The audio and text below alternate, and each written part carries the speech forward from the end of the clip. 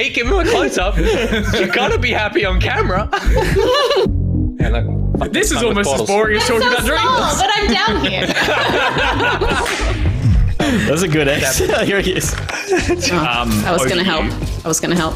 Are you gonna play flute? 12 seconds was how long he lasted inside his sister. No, Peter. That's post-show stuff. Peter. No. Why? We upgraded from Dream Talk to Nut Chat. and nut chat is what I try to do in my lucid Nut dreams chat. before I wake up. Speaking of multiplayer, really quickly, I'm off to get my jab tomorrow, and Saturday's going to rain, so I think I'm going to sit down, I'm going to put a big pot of coffee on, and I'm going to play COD, Cold War. Us on Saturday. So excited. I'm going to play a whole lot of... Oh, yeah.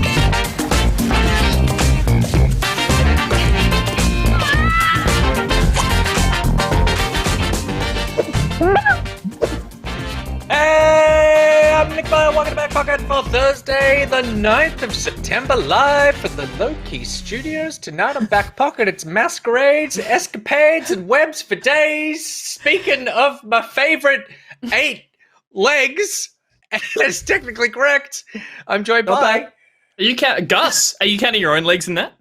No, you forgot Will. Let's bring Will in. Will, how are Bring you Will doing? in. Will, bring his legs in. Get over it with. They're here. I can't show them legally.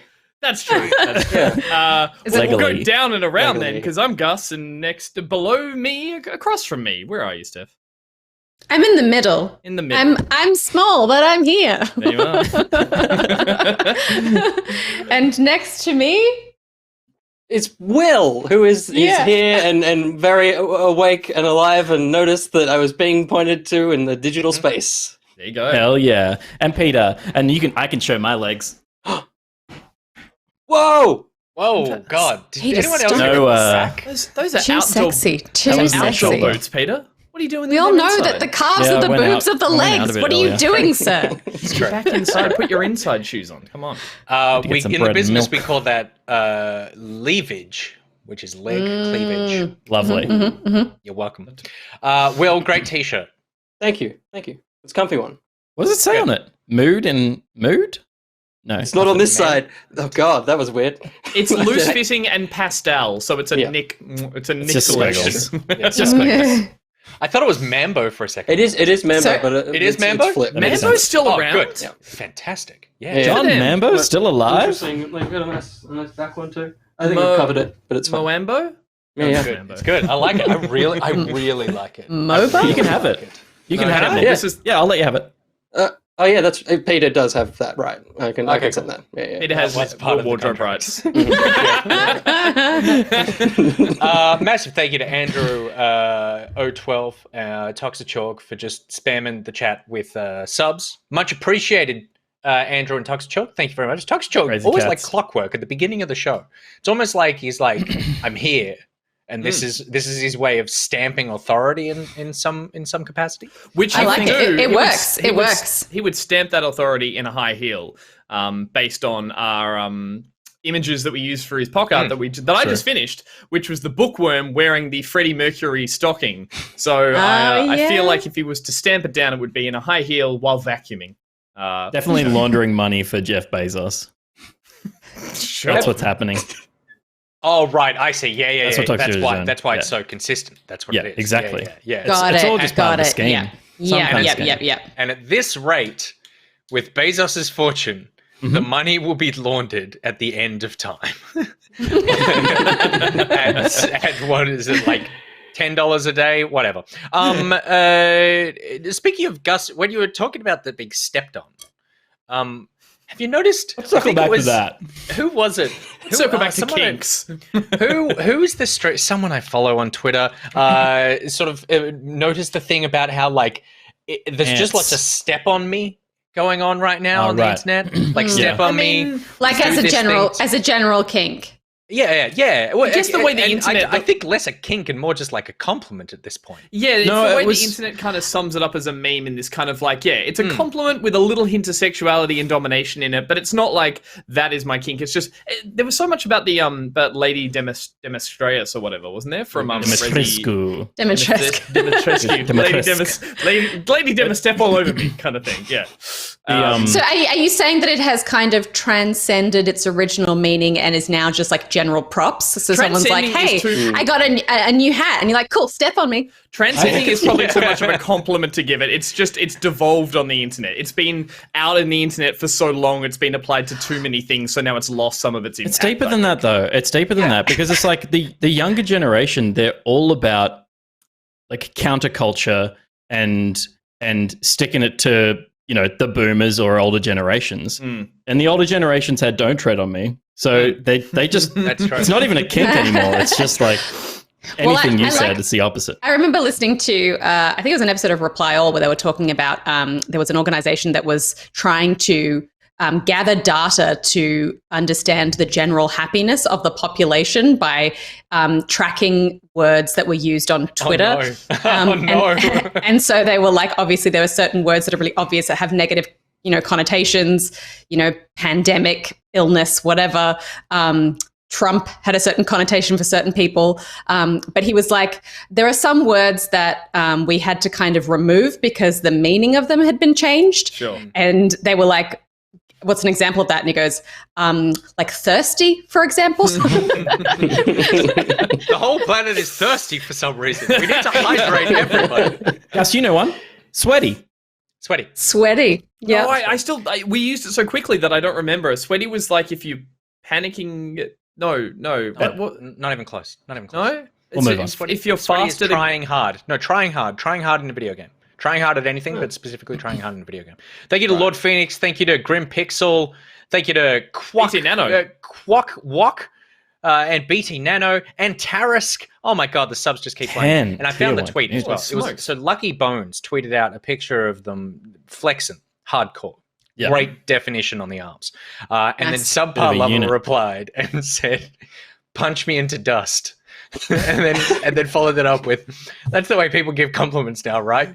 Kick my throat in, slam me through a table, take a credit card out in my name and max it out, sending me into an irreparable debt." And I was like, yeah, that's very good. It is. what was it? John Really Oliver mean. doing it about Adam Adam Driver. Driver. Those were the pinnacle of someone with Oh, a good team of yes. writers, a very eloquent speaker, just like listing it off Yeah. in such a strange way that you're like, I don't get this, but I kind of get this now. So yeah. And I get that we're all here. Will, normally this would be the part where I introduce you. Mhm, mhm. This is Hi, probably- everybody. This is probably the part where I throw Will off the show. Hi, everybody. Aye. Not so fast. Not I'm so still fast. here.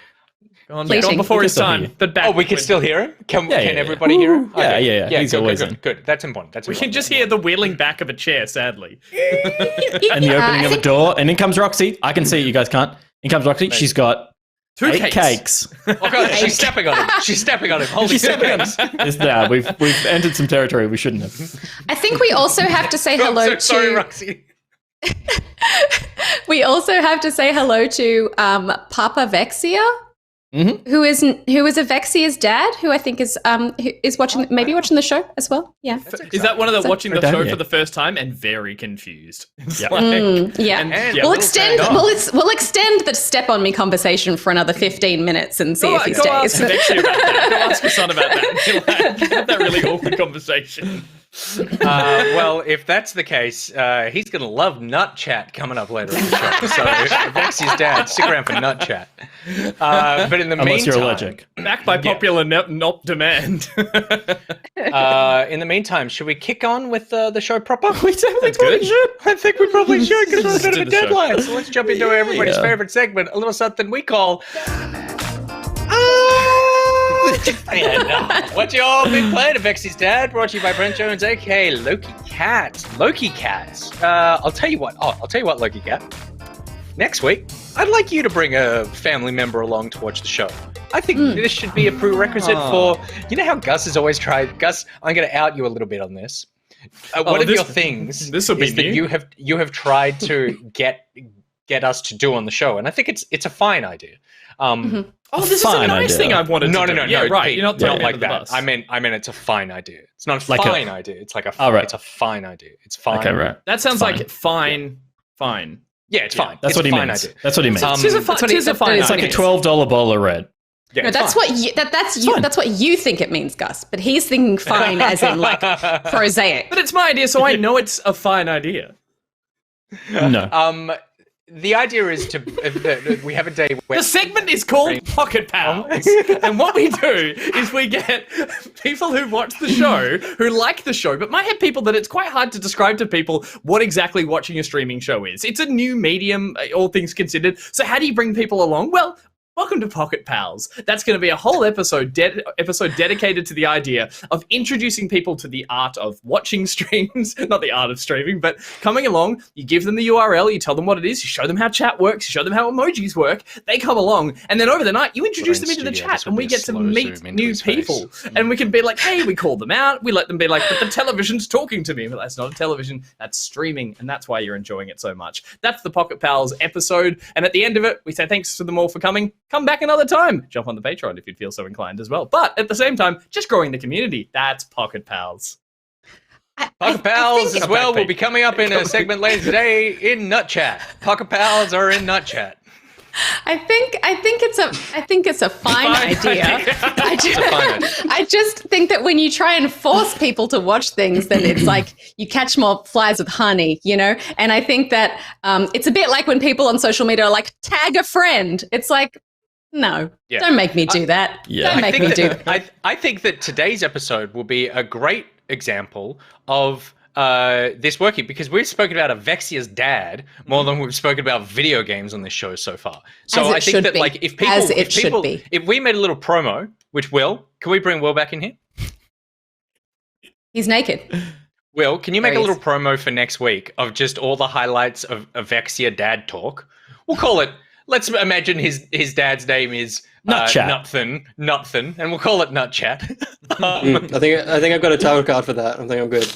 I'm close. Then we can then I think this would be a good sell, that like you watch the show for the first time and you will be referenced to the point of nauseum. Mm-hmm. I can do that. Oh, okay. Steal my Pocket Pals idea. That's a great idea, Nick. Ego incentive. You know what I'd describe it as? It's a fine idea.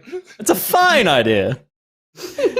Now let's talk about some video games. Let's talk about some video games. Anyway, my point was, Loki Cat, bring a family member along next week. Okay. Steph, do you want to kick us off with what you've been playing this week? I have been playing Vampire the Masquerade Blood Hunt. Not to be confused with Bloodlines. Also has blood in the title. It's a battle royale vampire But it isn't game. the same. It is the same franchise. It's the same franchise, different developer, totally different game. It's a battle royale. And look, I'm not a huge fan of battle royales in general, so set your expectations of my opinion accordingly. But I would say vampires. I do love vampires, and I do love Vampire the Masquerade. I think it's a cool franchise, and I like windy European streets by the looks of this map. Well, this is Prague. We've been there, Peter. We were running around Prague and Prague Old Town, which is kind of cool. You can choose from a bunch of different classes, which give you kind of stealth. There's a prowler, which gives you kind of like animalistic abilities. You pick this at the start of every drop? Yeah. Yeah. Teams of 3. There's a siren who's like can kind of mesmerize people. The muse is kind of the healer class. Is this the siren we're looking at? The thing is, this is a meth addict vampire. Totally. But the thing is that when I kind of jumped into the tutorial, I was really excited to kind of find that the landscape is completely traversable. There is no fall damage. You can just climb everything. The buildings are really, really tall. You can jump, and you've got some special vampire abilities that you can use and feed on random civilians that are around the place. Oh, cool. And so I kind of learned how to do all that stuff. And then it was like, now learn how to use a gun. And I was like, you're carrying a gun. I was like, why is this this was what was going to set it apart. Is it's going to be this cool vampire, battle royale. And we're going to jump on people and feast on the blood of our victims and stuff. But it's just a shooter. It's a shooter with some really annoying buildings in the way. And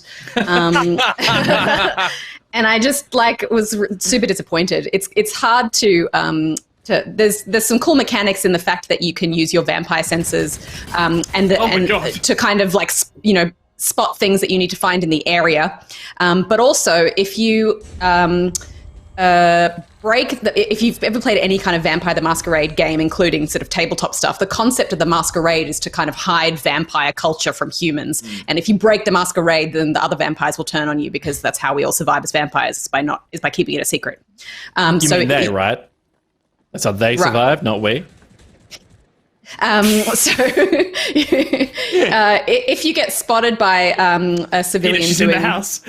general vampire-y stuff that's obvious, then you get tagged and you're visible on the map to all of the other players, and they can come and find you and kill you. That's called Blood Hunt. And when you're really visible, you're really vulnerable and all that kind of stuff. You can heal with like blood bags, there's body armor, there's different guns, there's all the other kind of stuff that you would expect in a battle royale. But it was just like, I don't know, it was just super lame. I didn't enjoy the environment for a battle royale. I found the buildings were really like kind of busy. Cumbersome and very claustrophobic. Like I think what is enjoyable about battle royales typically is big wide open spaces with little pockets that you want to hide in and stuff, and then you're kind of traveling, I imagine the shooting quickly to escape the fog of war. But the shooting looks as frenetic as it would be in any third-person military shooter, but having the ability to then leap and climb and fall, I would assume makes the shooting really frustrating. Like to try and get a line on anyone. I don't know. I mean, I guess it's kind of cool when you're sort of having shootouts on the rooftops of buildings and stuff, but for the most part, the traversal works well, but every now and again, you don't, if you miss the rooftop grab and then you kind of hit the wall, there's no ability to kind of mantle stick to the wall halfway down or stick to the wall. You just fall all the way down to the ground. And then so there's stuff like that kind of loses the freedom of the free running aspect of it that feels really clunky and makes you feel like it's not something that you're able to kind of use to your advantage in shootouts, because you're just constantly making sure that you're grabbing onto the right thing when you're running around, and then when you do drop all the way down, it just feels like too far. Like the buildings are so tall and the streets are so narrow. It's a weird environment to be in for this genre of game, I think. The shooting wasn't particularly great. It's hard to get a lock on people. The abilities I couldn't really get my head around, and I tried a few different classes. I think the sort of the healer class can kind of res people and stuff, but you rarely get the opportunity to. I think in the shootouts are pretty hectic. It's such a strange decision to add guns. Maybe they tried to make it work without guns, and then they couldn't, and they were like, "Well, I guess we just add guns now." It's just like you said, it's such a. It's just there are so many other battle royales that do guns so well and environmental stuff so well. Like this really needed to set itself apart by making it different, and I feel like they lost that opportunity. And I don't think a lot of people will flock to it for their battle royale fix. And sorry, you may have said this earlier, but I was having a small conniption at the reveal that you're a vampire. Are there AI characters running around here that you're feasting on? Or yes. Are they all so there's random civilians who just kind of hang out there, and you can just feast on them. But there are also guards with guns who, if they spot you, then you get tagged as blood huntable. Yeah, Funny that there's no level of asymmetricalness to it in the sense that you could be a human hunter. I don't know the universe very well of the Masquerade series, but it's cool to have the ability to traverse like this if there are humans with guns, when vampires that can crawl and feed. And I don't know, I'm not fixing Left 4 Dead or whatever. Yeah. It just feels like that's what this looks like. It could be really fun to play in as a sense. Totally. I guess, but I guess it hasn't been designed like that at all. Humans can't scale the side of buildings. No. The point is the speed of a superhuman. So it's there's just nothing about this game has been designed. Also, missed opportunity to do a Masquerade battle royale where it's a dance circle that gets smaller and smaller, and you just keep changing partners and the ones you feast off. Go with the ballroom motif if you're going to go hardcore into it. Fun like that. That's a fine idea, Gus. A fine idea. Fine idea. Yeah, cool. Looks pretty underwhelming. Yeah, I feel so it bad just makes me more excited for Bloodlines. I hope it comes out well. because I just feel like that game is just going to suck. Yeah, it's. I feel so bad for this whole franchise that it just seems like they can't get a win. Yeah. Okay, what a shame. All right, well, I'm glad we started off with such a bummer. Gus, bring us back. Sure. I haven't played too much this week, but one of the games I did get into was another Game Pass game that just came out this week, which we played before on the show in early access, which was Surgeon Simulator 2. We played this way back in season With a pawn 1. called Bishop, I think. I think so. Yeah, we did a Yeah. we brought in an online friend of the show to play a little bit of co-op with me. We did it as a very good gameplay. The first of many times we've disappointed a pawn called Bishop was that gameplay session. But this was a fun chance because, yeah, as I said, it's on Game Pass and it is very cooperative focused. And I think, yeah, playing the tutorial by yourself's fine. Playing with one person randomly is funny, but you're never going to get much of the objective actually done. This is my playing with a couple of friends of mine who we just play shooters. And I'm always telling them, I think I've mentioned this before, I'm like, can we play something different? Can we do something? And they're like, let's play Surgeon Simulator. I'm like, yes, anything, let's do it. So we jumped in and it was delightful to play with some friends who obviously hadn't got up to shenanigans in games. They'd only ever just like, so it was obviously this game is perfect for that with all the wacky physics and the very difficult controls. But what I wasn't expecting was to really enjoy the once we did get a handle on the physics. No pun intended. There we go. And we got through to some of the opening missions that are in the game itself. Now there is a story mode, and that and this is a key plot point right here. It was perfect because every time we were doing something right, someone would walk in with a skull and start being like doing Shakespeare or something, and it's like, yeah, very funny. Let's move on. But once we got into actually working out how the game works and how I really enjoyed how very quickly the opening few levels, we did maybe like 5 of the first opening levels. Here you can see like one of the surgeries you go to is all the organs are in a room that you then have to bust a vent open. So it's someone's job to go into the next room and hand the organs through the vent while we're doing the surgery, and we can't leave that room. So every area started with a few locked doors and a few puzzles in that sense, and it was cool. fun. It was Portal 2. Not just in the sense that there was a little bit of like aha moments of, oh, okay, I can see how this room's set up and what we're meant to do. But unfortunately, that then leads into my criticism of it, which is after only about 4 of the levels that we got through, which was doing more complex surgery. It was, removing and replacing organs and working out, like, we had our roles. It was great. I was like, I'm on needles, so I've got blood clotter and extra blood. One of the friends was on passing organs, and we kind of had it down pat, and we were getting like AAAs on the missions as you get a scoring system at the end of it. We're like, this is great. And then all of a sudden, and this was just specific to us, the game was trying to shoehorn in a mystery about the setting and the hospital and everything that was going on by like the 4th level. Like we were ready to do a really weird surgery where it was like, oh, let's do like 2 patients at once or something. And already there was someone telling us to get in the vents and to follow a mysterious voice that leads to right. And there's a woman on the speaker who's like, let's not talk about why the facility's in disrepair. And you're like, uh-huh. And this is my friend sitting just at the hole to like hand us stuff through. So there's just this woman just sitting there awkwardly at a vent hole. And I'm sure that's great. Some people might really enjoy that. But it was an instant turnoff for this group of friends. And I can kind of see why. Like, we just got our head around what it was that we were finding fun about the game, and all of a sudden it was like, forget this. We went into a surgery room and there was no one to work on, and it was like we had to stand around for a while and open a vent and work out, oh, okay, there's a mystery here, and there's someone who's like, hey, get in the vent, I'll tell you what's going on. And we're like, that's cool. But it was like by the 4th level, it was kind of like a bit sudden. And looking around, it seems like, again, we kind of put it down after that. And so maybe there is some really, really fun missions after that. I think I can convince them to come back and play a bit more. But there isn't really a kind of skirmish mode or just like a random surgery mode by the looks of it. It does seem like now that this has gone through quite a few iterations, there is like this very stupid party minigame mode that you play with randoms that was not fun. And then there is a creator mode where you create your own surgery. So you put your patient in, you set up the organs, and then you hide them around the room. And that looked quite complex in the trailer. We couldn't get one running. But I was really looking forward to just like, hey, let's jump into a random surgery and see what we can do tonight, because this is the thing that we'd spent the tutorial doing. I'd spent a while getting my friends convinced on how to play this, and it kind of wanted to change gears a little quicker than expected. So that was unfortunate. Do you think that would feel a bit better if you're playing by yourself?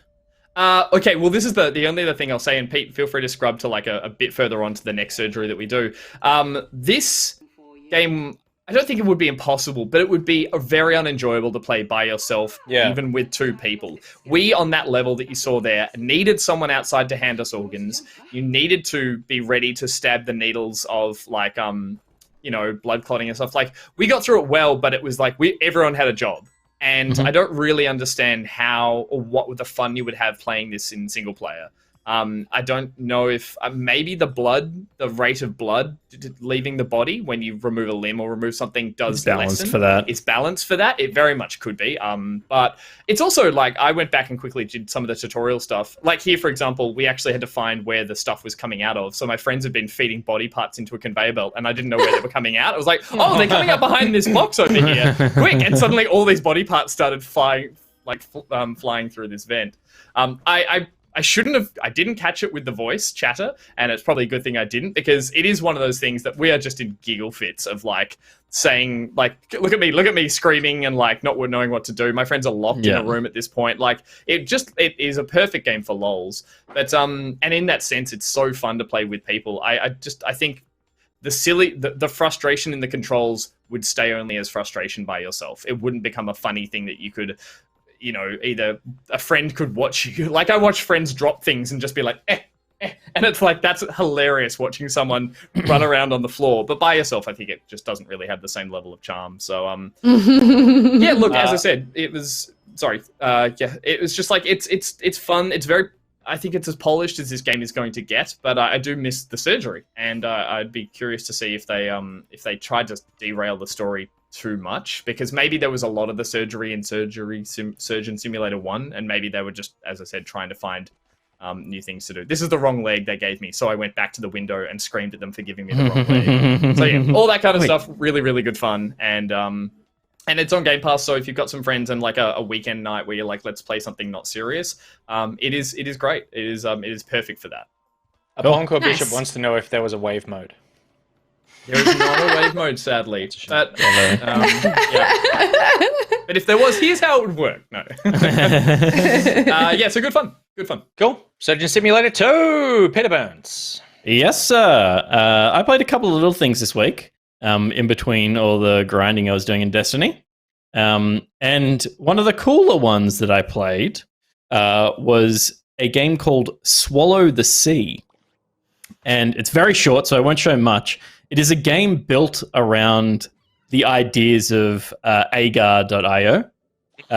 You are an organism. You consume other organisms that are like you. And then you get attacked by things that are a little bit larger than you as you kind of try and traverse through this deep, dark underwater area that you're in. And basically you need to get big enough to move to the next space by consuming things that are, a little smaller than you. And then the things that bully you in the earlier levels, you start consuming pretty quickly. It escalates really quickly. It is only about a 10-minute game. It's totally free on Steam. I won't show too much deep into the game, but it's really dark in its ideas, and it kind of cleverly throws them in your face very quickly. It executes absolutely. It feels like a really good game jam game. Like it's an idea executed really well, with some deeper themes that it kind of sticks the landing on. To the point where, I'm this thing, I'm just this nothing thing. And I start I eat enough and I become kind of like, I have this embryonic kind of look that suddenly you as the player become more attached to, because you're like, oh, this is a living thing. And like it starts to resemble a bit more of like a mammal style thing. Sure. And then you're consuming other things that are the same creature as you, but smaller versions of it. And you're like, am I evil? Is the thing that's trying to kill me evil? Like it's all it just like the evolution of it happens really quickly, and it's a cool little experience. So Spore, I never played Spore, but definitely like agar.io with a narrative idea. It doesn't have any like characters or story. It's just play, but it definitely has some like themes that are dark and very present and obvious. So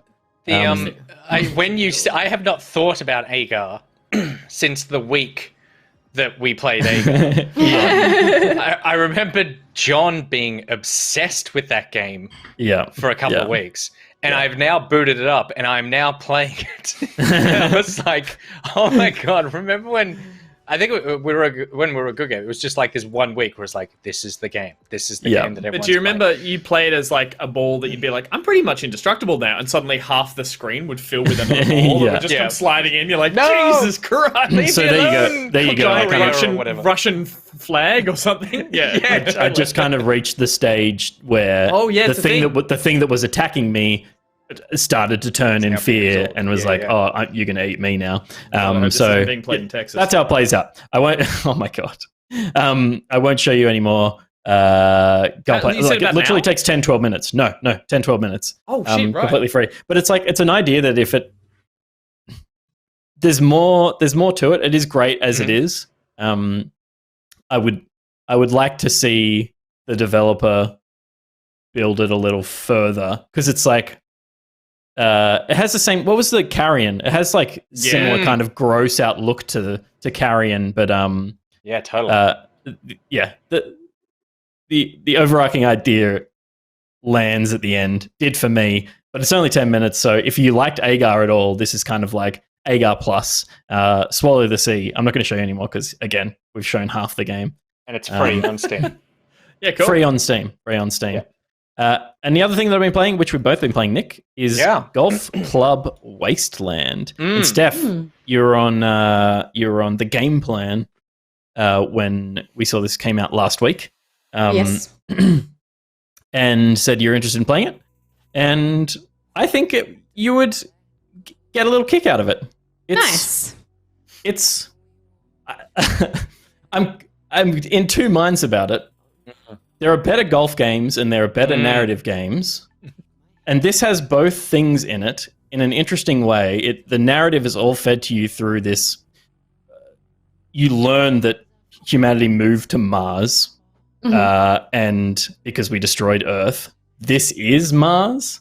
We're playing golf in the wasteland of the city that we destroyed. Oh, this is still Earth. Okay, right. Yeah, so the beginning of the game, which is my favorite part of the whole game, it starts with like a little thing saying like at the beginning of like a true story film or something. It's like any people, preferences, locations or companies in this game mentioned real or fictitious. It's like purely coincidental and we're not intended to. And then the very next, literally that warning fades away where they're like, it's any relation to real life is totally fake, and then it fades out, and then it comes back in, and it goes, the year is 30 whatever.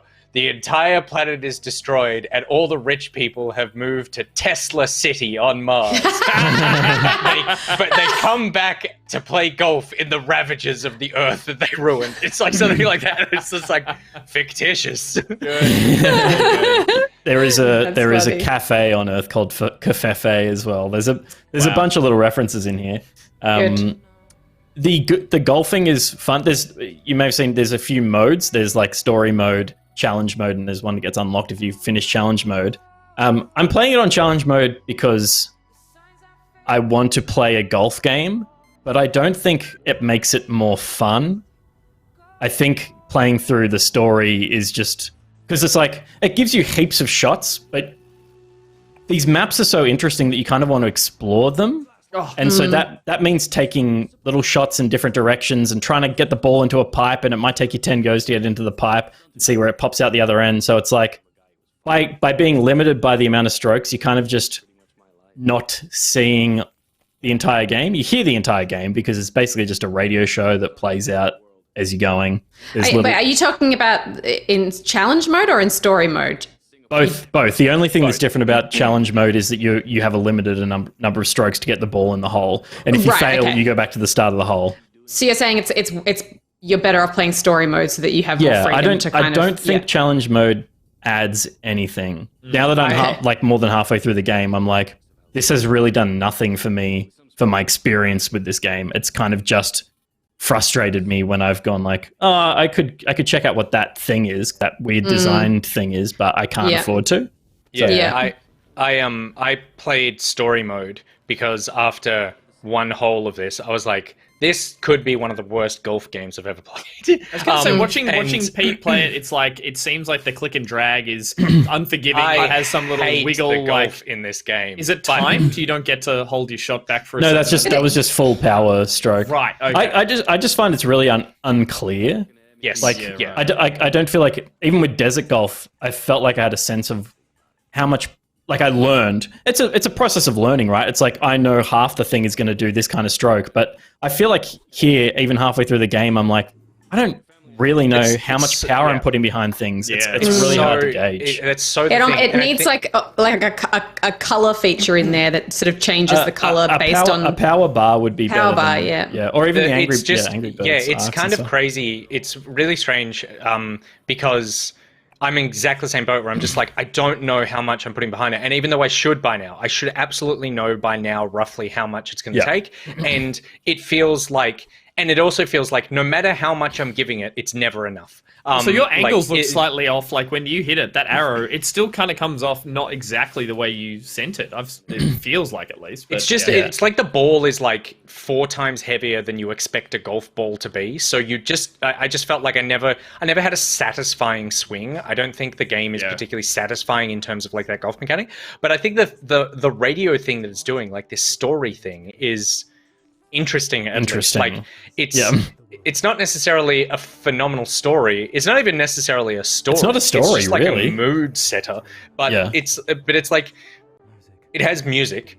But then it intersperses I'll pump it up a little bit here. and then like there's interviews with people and like about what they used to do on Earth and that sort of thing. And so it just has this like you want to keep playing to hear these people's stories, I suppose. Even though the golf is absolutely atrocious. And then I also like the little guy that you play as. There's lots of really nice little animations, like when you putt, if it just misses, or if it goes a little too hard and comes out of the hole or something, he just goes like his shoulders slump and he goes Yeah.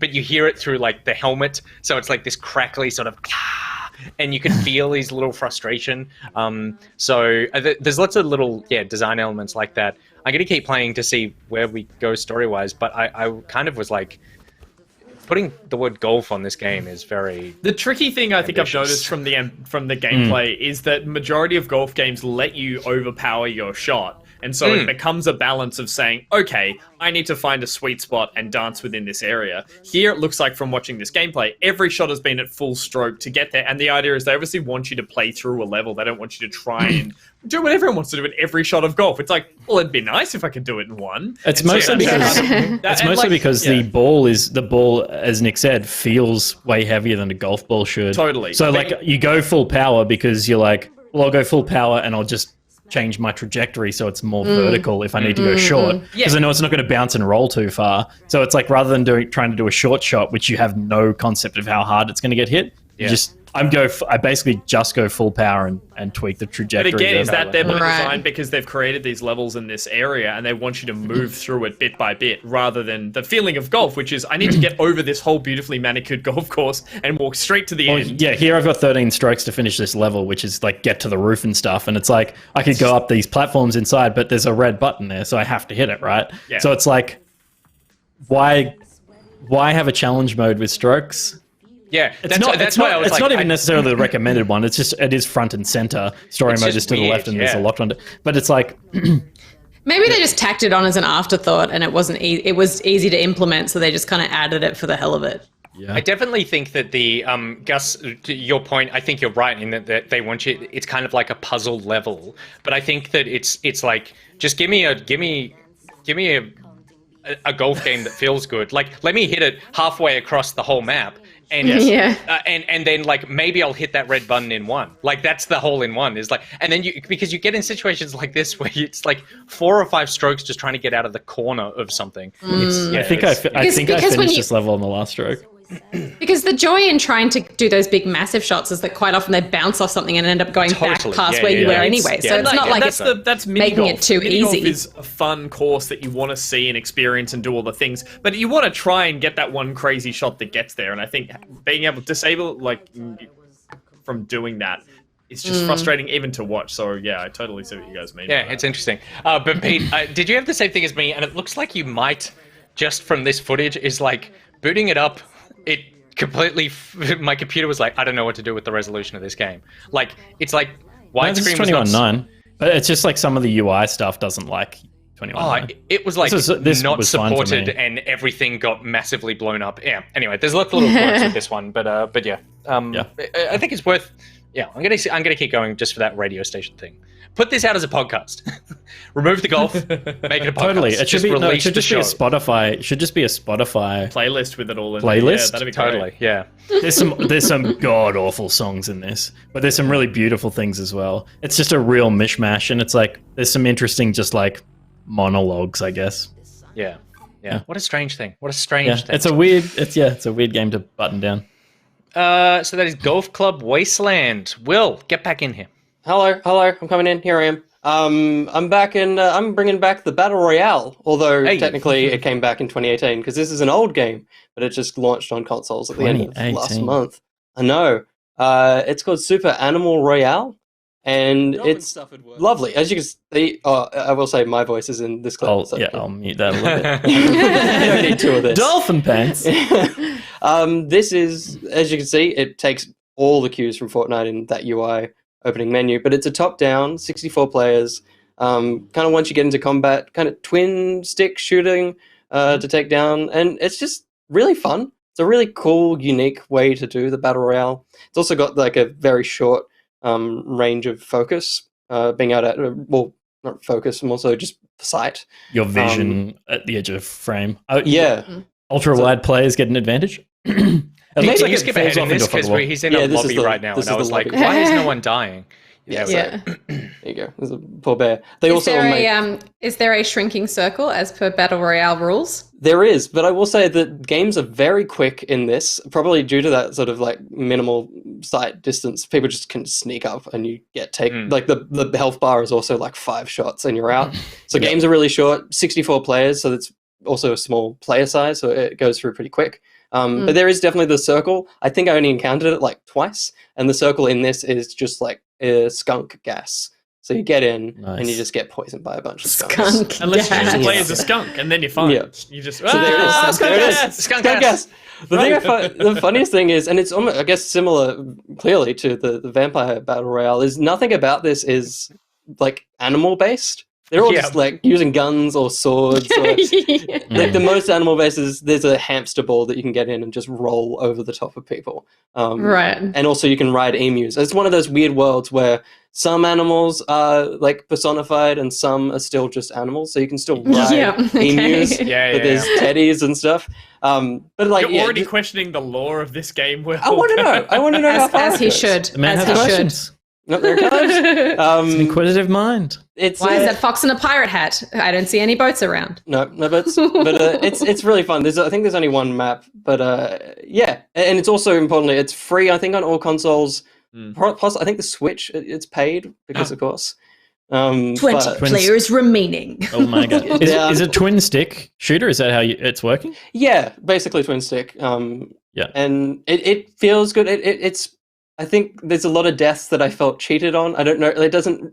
Something about the aiming. Oh, look at the goods. There's a lot of loot. Shit. There is a lot of loot. You can only hold 2 weapons though, so it's quite a small kind of. That's pretty Are standard they- battle is royale. it Yes. teams of 3?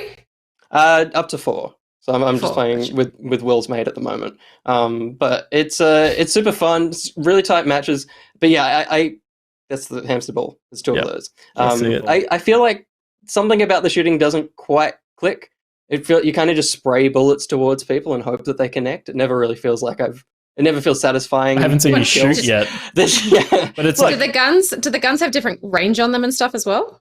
I guess the kind of area effect. Oh, here we there's some action. It just kind of sprays. Oh, yeah. Oh, did you kill yourself? blew up I the got barrel the exit. episode. Oh, no, skunk gas. And yeah, annihilated It pop out of nowhere as well. by like, a it's- tiny bird in board shorts.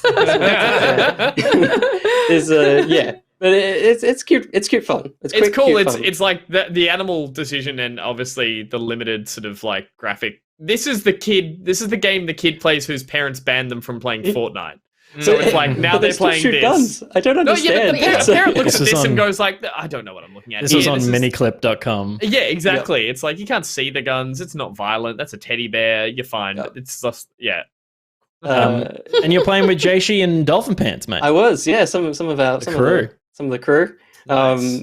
Took a bit to connect. It was weird because with I was playing on PlayStation. I think it only recently came to PS5. That's fucking cute. Yeah, it's pretty Look good. at that. It's pretty cute, and I think the one not Aw. riding can shoot. It's all Yeah, very nice. lovely. I think eventually we found another emu, so all four of us were riding into battle. that was the goal of the evening. So well done.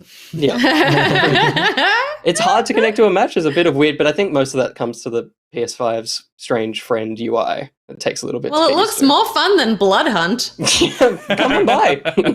It's true. I And it looks like I didn't get to ride an emu in Blood Hunt. and it looks like a better golf game than Golf Club Wasteland as true. well. There it is. Can we get on that one? Can we get on that emu? There you go. Oh, Get on the emu. Well, you guys are Get on bloody it. unstoppable. If you didn't Let's get do a it. winner emu dinner after this one, I'd be In disappointed. the battle. There you go. Yeah, Cool. that's Cool. Super Animal I Royale. saw this on Xbox and I was like, those mates I mentioned earlier are in Mm. lockdown and are just looking to play anything. And I'm like trying to find different games. So I was like, I don't think I can convince them to play Fortnite, but I reckon I could convince them to do Yeah, totally. a night of this. It's just a stupid kind of like, hey, this is what a battle royale is kind of thing. Yes. So, If you get shot when you're riding the emu, does the emu die? I think well, as you can see, there's a little health bar on the emu. I think you'll get kicked off, and then they'll shoot you pretty quickly. So I think the emu will survive the battle. And wait, sorry, is it Animal Super Royale or Super Animal I've written it Royale? wrote in there. They're all just three separate. You also words. wrote There's- Royal? Yeah, it's So it's like- Royale. It's I'm definitely sure Royale. they're not. I'm sure Yeah. they're not kings and queens of the No. animal world. It's probably an Would've been unlockable, lions. but It's yeah, Super Animal Royale. That's Super Animal Royale. Royale. right. All right, cool. Good. Super Nice. Animal Royale. Good fun. There you go. Where do you find these games, Will? Where do you find these games? Now let's talk Back about now. your games. He's Nick. gone. Let's talk about some AAA In continuing the trend of just like people finding little strange things. I've got two games for you. The first one is Marble It Up. So after Monkey Ball was being talked about recently, and Super I was Royal like, Monkey Ball. oh yeah, remember like marble games that were particularly big. I used to play on my phone a lot, and I'd heard about this game, Marble It Up, as being at the moment the best marble game, and I was like, that's a pretty big call. That is a bit cool. That's a Marbles huge on call. Stream is still out there. It's true. But that game is actually trash because it's not a game. It's a pachinko machine. But Marble It Up is actually a really, really fun game. And I feel like this is something that that Gus would really like, which I feel like I say about all my every games. week, and It's I'm like, yeah. last week I- it was like an in-depth story narrative game, and you're like, this one, balls roll around. I feel like Yep. Gus would like Yeah. this. No, You I like think shiny would. gems? The idea behind it is there's just a lot of levels that you need to get through, and you're the marble, and you need to get through the levels. It's a marble Is game. me. We've all played marble don't get games. it. There are don't get it. power-ups. You collect these gems. But it all comes down to the fact that it feels fantastic playing as the marble. They've totally nailed the weight, the momentum, Okay. the speed. I feel like I'm getting- How's turning. the sound of a glass ball rolling on a ceramic It's tile? excellent as 'Cause, well. It's excellent. You do that well. Oh, I'm getting like monkey ball vibes from this. the game he just said. Did she? He just Did she? mentioned Was that. she? Yeah, that's. I said that was the whole Oh. inspiration as to why I started playing. It's okay. It's okay, Yeah. Steph. It's been one of those days. Sorry, I missed that. I missed You've that. lost bit. a I lot of missed that blood bit. today, so you're feeling woozy. Feed Uh, again, Stephanie. This is this is but yeah, it's really really fun. Like controlling the marble is actually a really really satisfying feeling, and it is that thing of like you're trying to speed run some of these levels. After this is I cool. played Yeah. like 15 minutes or so, I was like, oh, I bet there's people out there who are fucking incredible at this game. And I went and looked at some speedrunning clips, and it is wild what is happening. It is so much fun to watch the speedrunning stuff. That's impressive. And yeah, I've been having a blast with it, so I'm definitely You're going gonna so continue. fast that the marble spinning animation, it's that thing where a helicopter blade spins so backwards, fast that yeah. you don't see it anymore. You're like, oh my god. Yeah. Yeah, cool. So it's really, really fun. It's on Steam at the moment. The only thing about it on Steam, and let me just double check, is I was a little like, oh, that's more expensive than I was expecting to pay for a marble game. If this is which more than $14, it's too double expensive. it. Literally double it. It's Yeah, 28 yeah, bucks. Buckaroonies. Wow. Which is a lot that based- of money. It is a for lot, but is that marble based game. on the idea that you said it's more than I'm willing to pay for a marble game? Because in your brain, you could go and buy some marbles, and roll them around, and it's like, well, it's a game that could literally be badly recreated in your bathroom. So you're kind of like, well, I'm not paying $28 for this. Is that your rationale? I think it's just I think that nearly $30 for this kind of game just doesn't feel.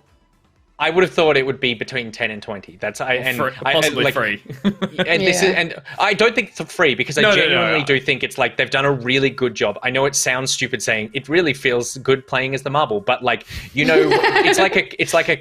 a racing game. It's right? Like, satisfying. feel. Yeah. So but it is just it is $28. But if you are into marble games, then there you go. The second one I'm going to lose everyone with as soon as we start looking at it. So this came out yesterday. I've been waiting for this to come out for a while. It's been out in Japan for a while as well. It's a gacha game, and it is anime as Gotcha? fuck. Yeah, that's what I said, right? No, no, I'm trying to clarify. What did you say? Gotcha? Yeah, Gotcha? No, it's Gatch. It's gacha game, but Gacha. yeah. So it's like it's gotcha. like the what's the one that I loved? What's the gacha game that I love? Oh my god, I'll lose you here, Will. Just for the screen space. Sorry, baby. the one that came out last year that was Genshin Impact. It's like Genshin Impact where you pull randomized characters and stuff, but it's called World Flipper. And it's on phones. Ignore I have a phone. everything. Doesn't everyone here have phones? Everyone's got a phone. So ignore everything about the characters and all that sort of shit. The thing you need to know about it is it's basically like an RPG, but using pinball mechanics. So again, heavily Marvel focused. Does it feel good to be the pinball? It does feel really good to be the pinball. So you, Pete, do you want to just skip halfway through this clip or something? No, I want to watch the whole okay, thing, cool. Nicholas. So you basically put together a party of adventurers, and then you give them weapons and extra abilities. You tie them to other adventurers to suit them up and give them extra whatevers. And then you go into these worlds where you basically go through a adventure where you defeat bosses in a pinball field. And then you tap the thing and they come down, they start flying up into the level. You get special moves, and when they've sort of powered up a certain amount, you swipe the screen in a certain direction, and it activates their special move, and they start doing special attacks. Pete, you should definitely skip all this because all we're looking at is just the bullshit story. Here we go. Okay, right.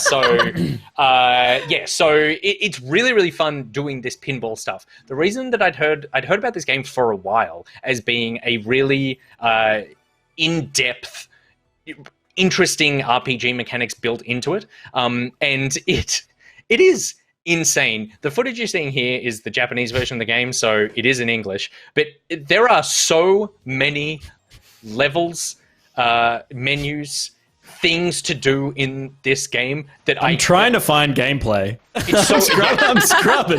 It's so hard. What? It is What's happening genuinely here? so hard to find. So this is one of the characters that you can pull, and this guy can be in your team.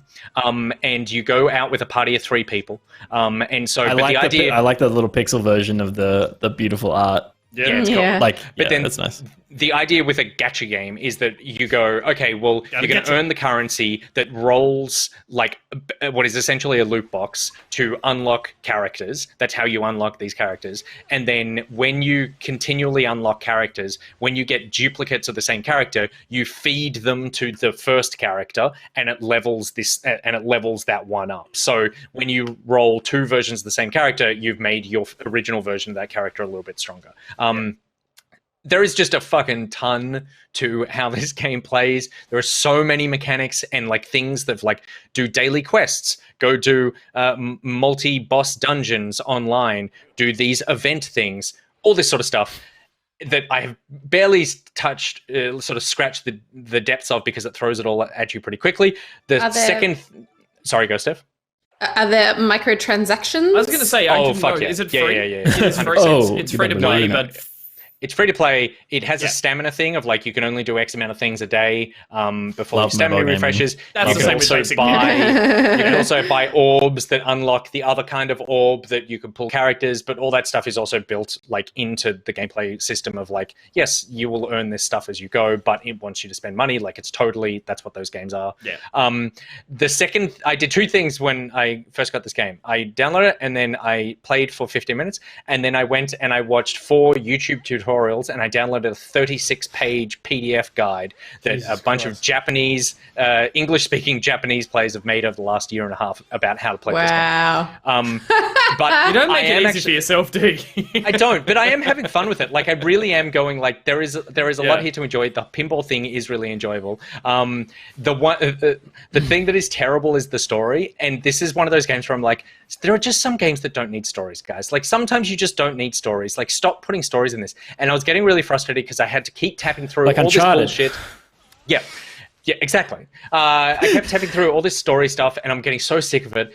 And it was nearly at the point where I'm like, I'm just going to give up. And then I look in the top right-hand corner. There is this little button that says skip. And I'm like, oh, okay. I hit skip. And what it does is it brings up, and every game should have this, it brings up just a little synopsis of all the story stuff you just skipped. So it's like, okay, you don't need to sit through the 2-minute like JRPG bullshit of them talking to each other. Here's what you hit skip, and it goes, Light decided that he didn't want to stay here anymore, and instead would go off to find his home village. And it's like, why didn't you just fucking give me that instead of the 2-minute bullshit back and forth conversation with terrible dialogue? So because you're right, in a skip traditional thing, game, you hit skip and you're like, am I going to miss something big? You hit skip, and then the next scene is like, I can't believe she died. And you're like, what? Oh no, that was crucial. So yeah, exactly. Scale, so it's actually like great. I am kind of getting the super broad strokes of the story just from this like 1 paragraph synopsis, and I was like, this is genuinely something that like all games should have, where narrative is not the key thing in it. So that is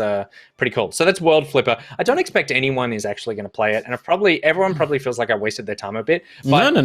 there is definitely fun to be had here, and the whole system of like what kind of like character combination do you want? They're all based on different elements, so fire, water, lightning, earth, blah blah blah blah blah.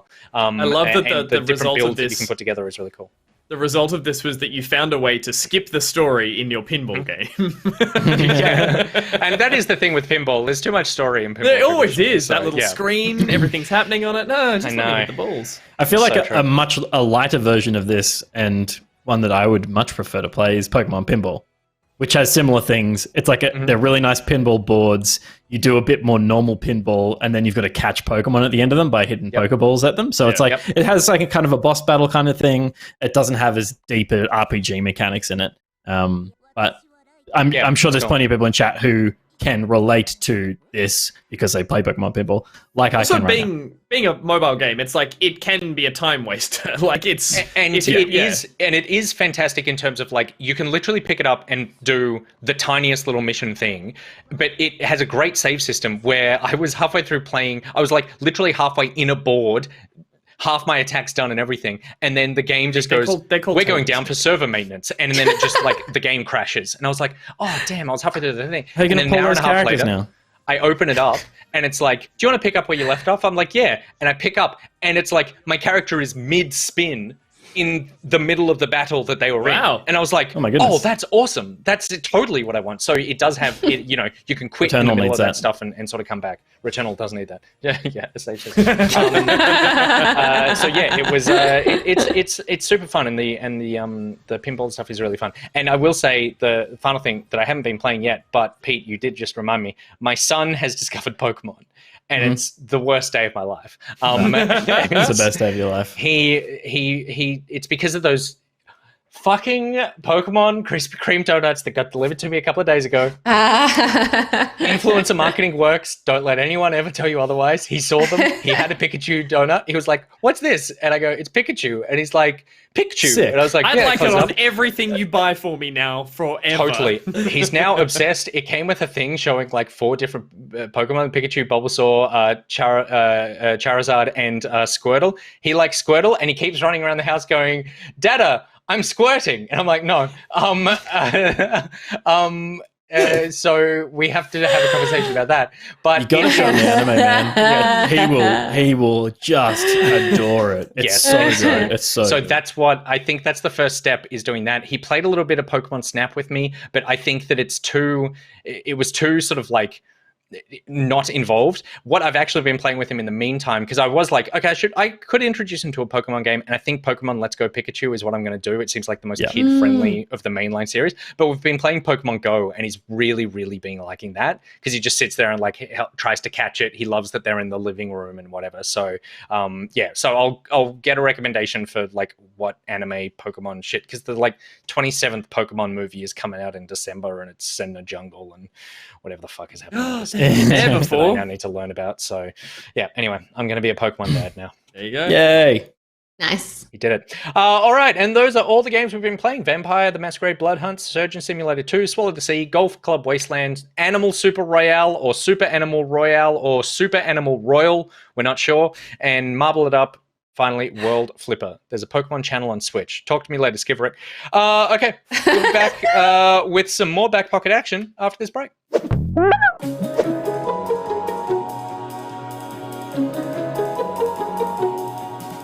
Find out what common household item can kill you, your family, and everyone you love right after these commercials. Sycophane Scene, Camo! Because you deserve to smell. Akarash, and Buzzard. Make this ninth life his big party time. All wood is just dicks. Roller Star. The Learn Programming Academy. What the fuck did you just say? That's wild. Online business needs Nicortex. Do not take Avexia if Nathan. No. It's nothing but fucking...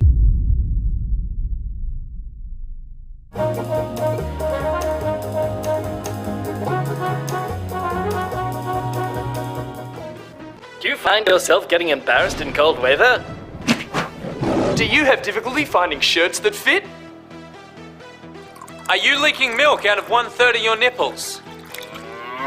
If so, you might have a third nipple and could be in line for a huge compensation payout from God.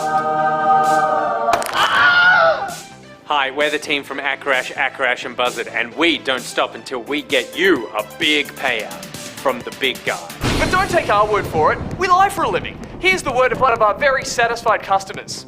Yeah, when I found out I had a third nipple, I was like, cool. But then the team from Akarash, and Buzzard told me I could get an almighty payout from the Almighty.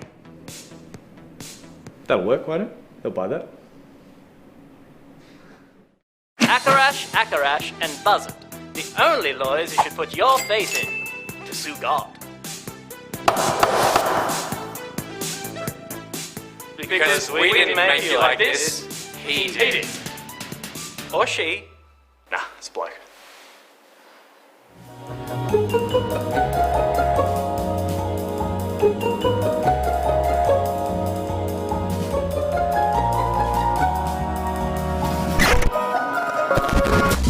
He'll come in all handsome and smelling like a mix of earthy clays and Moroccan spices.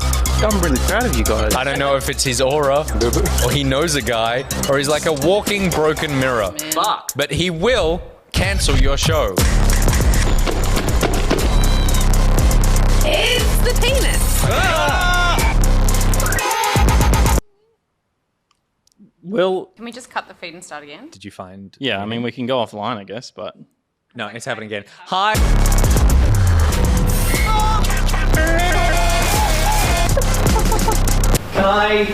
What the fuck are you gonna do? If you have a show, don't call Raj. Unless you hate that show. Then Raj is the man for you. Raj. He'll fuck your shit up.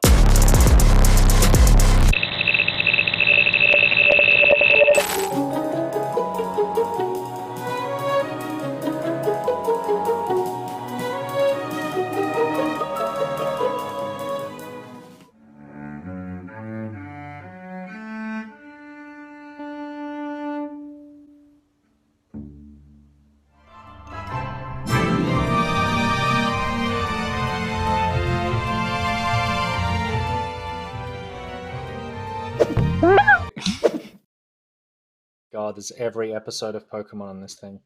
Goddamn right there is, son. What the hell is Damn this? right. Did you know about this, Pete? It's on your Switch? Yeah. No, I've already watched Pokemon through 1,000,000 times. I don't need to watch it. The hell is a Thank you very much. Chandelingalong or something? It's like a chandelier one. I think this Switch just turned into Banjo Switch. How frustrating. Welcome back to the show, and a big thank you to Reese Wild, Akarash, Raj, and Tom Getting us that D. Getting us the D. That was that was a very sexy eyebrow wiggle. It was very sexy. I liked it. I liked it. It was. It's nice to see him as well. It's not. I feel like we say the name a lot. It's good to put in. Before this, all we ever saw. He's more than just food for jellyfish. All we ever saw was his tanks of jellyfish food. So it's nice to finally put a man to the jellyfish feeder. And it'll also be nice to put a face to the name of one of our most anticipated games for the second half of the year. I would say a game that is coming out tomorrow, has been getting incredible reviews, looks like a truly unique and memorable experience. That game is The Artful Escape, and we're very happy to have one of the developers from Beethoven and Dinosaur, Johnny Galvatron, here with us tonight. Johnny, how are you? I'm metal as fuck. Great to be here.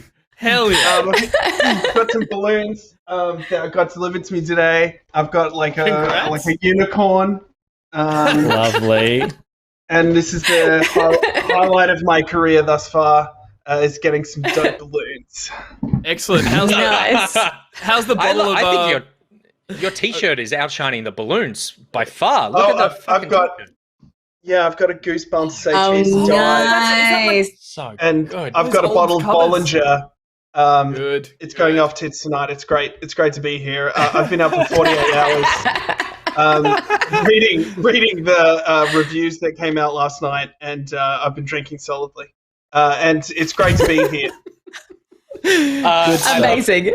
I will just say, before we get started, Nax Cole in the chat said, "Is this a bit?" To which we say, "No, this man is actually the developer of The Artful Escape."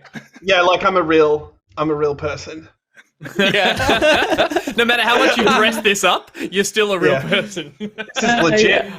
This is live from West Melbourne by Flagstaff Gardens in lockdown.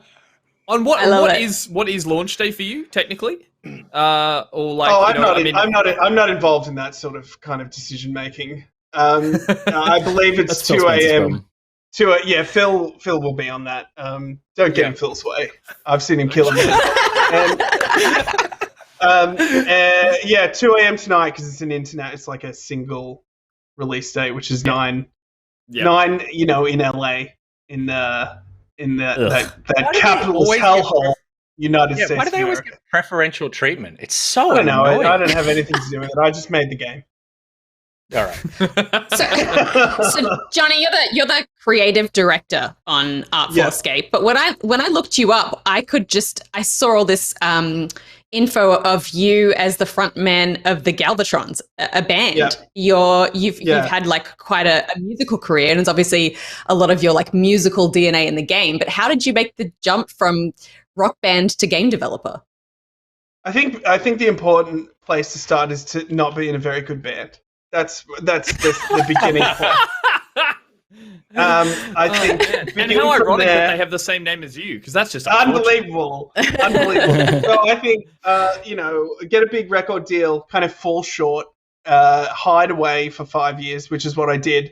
I wrote a novel, and then I showed it to no one, and then I saw a good road that I could get into. What I consider kind of like the artistic frontier of video games. Is a great place to be, and I made a little demo in Unreal Engine, which is free, and I learned it off YouTube, and I sent it to Epic, and I was like, you guys are giving out grants. Is this the kind of thing you're looking for? And there was no in-between email. They were just like, they just gave me $20,000. And I was like, sweet, I'm super broke. And that helps heaps. And then I did a kick. I did a kick. I know, nothing in between. Like, yeah, that looks good. It was just like a PayPal response. Like it just said, here's a wad from Tim Sweeney. I feel like a lot of people have conflicting feelings about Epic, but this seems like they've done you a solid. I tell you what, chance to say no. It just turned up. People do have conflicting issues about Epic, but I don't. I'm 2 thumbs up for Epic. So they gave me some money, and then I did a Kickstarter, and the Kickstarter probably didn't do very well because I didn't build an audience of any kind. I just threw it up there. It was like, dig this weird Steve Vai shit. And then everyone was like, it's pretty good. But then we didn't get our Kickstarter, and I was speaking to a couple of different publishing places. Annapurna rang me up. I tried to act cool, but they rung. Yeah, I like to think that's what happened. Yeah, and then make the first contact. Yeah, and they rang me up and they're like, I spoke to them a couple of times, and they're like, "What is this game? What happens in it?" And I'm like, "Oh, who knows? I'll just make it." A lot of things are going to happen, and I will tell you about them very soon. Is that still in just the demo form of what it was that you'd shown Epic at that stage, or had it changed into anything else by that stage? Well, Act 2. This is what happened next. Nathan rings me up and he's like, "Are you going to be at PAX Australia?" And I'm like, "Yes, we've got a demo ready, Nathan. I'll see you at PAX." We had Nathan no demo. is from Annapurna? Nathan's from Annapurna. And we had no table, we had no demo, we had nothing. My jeans were quite torn at the time, and I couldn't afford any other ones. And I couldn't get into any pubs because they were too torn. That was the stage my life was at. And I what happened to the Sweeney Wad? The Sweeney Wad. I sell some jeans, mate. I know. I should have actually spent it on jeans. That is actually a good idea. But then this is what happened next. So Nathan's like, we'll be there in 3 months, and I was like, sweet, we'll see you there. So I called in like the last favors I had for my mid-tier rock and roll career. Mid-tier rock and roll career should be the name of my autobiography, but me and Sean Slevin and Justin Blackwell, we put a demo together. They rocked up. We've been up for 2 days, I'm sure, at this stage, very much like my current state. And they rocked up at 10:30 sharp, played the game. They're like, "Do you want to come out for lunch tomorrow?" And I was like, yes, I do. And then victory. That's how it went down. And I'm sorry, I'm new jeans. Yes, and then I bought the first thing I bought when I got my first Annapurna check was Steep and Final Fantasy. Steep, the last one, the Ubisoft downhill snowing. Yeah, that's what I bought. And Final Fantasy, the one in the car with the boy band. 15, the boys. 15, yeah. And 24 Kentucky Fried Chicken Nuggets. That was my hell yeah. So That's a you're party. the That's a guy party. who bought Steep. I'm the guy who bought Steep, and I it was a great evening. So what is your personal history with video games? Like, has it always been a big part of your life, or like even while you were kind of focused on the music thing? And how did Beethoven and Dinosaur come about? Yeah, well, even when I was on tour and stuff, I've been a gamer since the Master System. Shows you how old I am. Respect. How wrinkly my eyes would be between these enormous glasses. Give us a look. Give us a look. Yeah, the camera went, nope, not having a bar of that. I mean, I was writing articles for game reviews and stuff while I was on tour, so I was always like a big fan of that. And just I've always been that kind of person who writes little stories and draws a lot and reads a lot, watches a lot of films, and it's just one of those kind of people who like to lock myself away and get real fat on movies and video games. You know, when you feel your brain's real swelled with that stuff. That's my vibe. I always was kind of writing and making music, and that's the thing about indie gaming. Like, you have to have your finger in so many pies. You have to I always describe it as like you have to know a good story arc, but you also have to know the refraction indices of glass. So it's like it's a really fun job. It's like amazing. Like some days I work in making music. Some days I'm locked in the studio making music. Other days I'm just drawing weird monsters, and then I hand it to really amazing illustrators and be like, I've drawn this creature. Please put it into the game. So what like an amazing job. And then like some days I'm hanging out with Carl Weathers and he's adding heaps of babies to my dialogue. And I'm like, oh yeah, sick, Carl. That's dope. Leaving it in. Which is just crazy to me. So the game has voice performances from Michael Johnston, Caroline Kinley, Lena Headey, Jason Schwartzman, Mark Strong, and Carl Weathers. Yeah. How did you have a say in any You of got that yourself a cast? stew Or right were there. you suggesting? All right. Were they offering and you're like saying yes? Here's how it goes down for me. Chapter 3. Here's what Chapter 3, the third act. Carl Weathers enters the room. Here's what happened. I was doing a playthrough for Annapurna, and there was like 20 people on the call, and there was a bug with the music. And you guys, I'm sure, will play the game in the next few days, maybe. And Are you music's talking a about really big everyone in part. chat? You're talking about everyone in chat right now, right? Hopefully, yeah. The music was broken, and I was just like kind of devastated, and I didn't know what to do. So I started voicing all the characters and like chewing the scenery, like really leaning in and go, "Oh, Francis, you crazy bastard," and just doing everyone. And at the end of the call, I thought I was going to get a call back and be like, that was a pretty shitty playthrough. They rang back and they're like, we should do VO. I was like, damn it, what have I done? And we did a little demo, and it was like, it was super dope. Just like I just did the voices, so they weren't acted that well, but it seemed to work in the game. And so we decided to do it, and then Deb, who we work with, Deb Mars at Annapurna, she was like, who are you thinking for Lightman? I'm like, well, who can I have? What's the level? It's like if you could have anyone, who would you want? I'm like, well, Carl Weathers. She's like, I'll get back to you. And then you kind of wait, and then a week later, you get the phone call, Carl's in. And then there's like another week, and then suddenly Carl Weathers like walks in the studio, is like, what are we doing, Johnny? I'm like, hi, Carl. And then he's reading all the nonsense he wrote, and I was kind of like, I just spoke to him about like Sly and the Family Stone and like Jimi Hendrix and James Brown and all these characters that influenced his character. And then he was like, okay, well, this line's not going to work. I'm going to change this line from kid to young blood, and I'm going to add a baby here, and I'm also going to add 35 other babies throughout the screenplay. And I was like, sick, Carl, that's dope. And it's just amazing. I love Carl in the game. It's, The like story what a is amazing. privilege. Apart from the fact that you didn't high-five him when he came into the office and be like, Johnny, you son of a bitch. Dylan, you son of a bitch!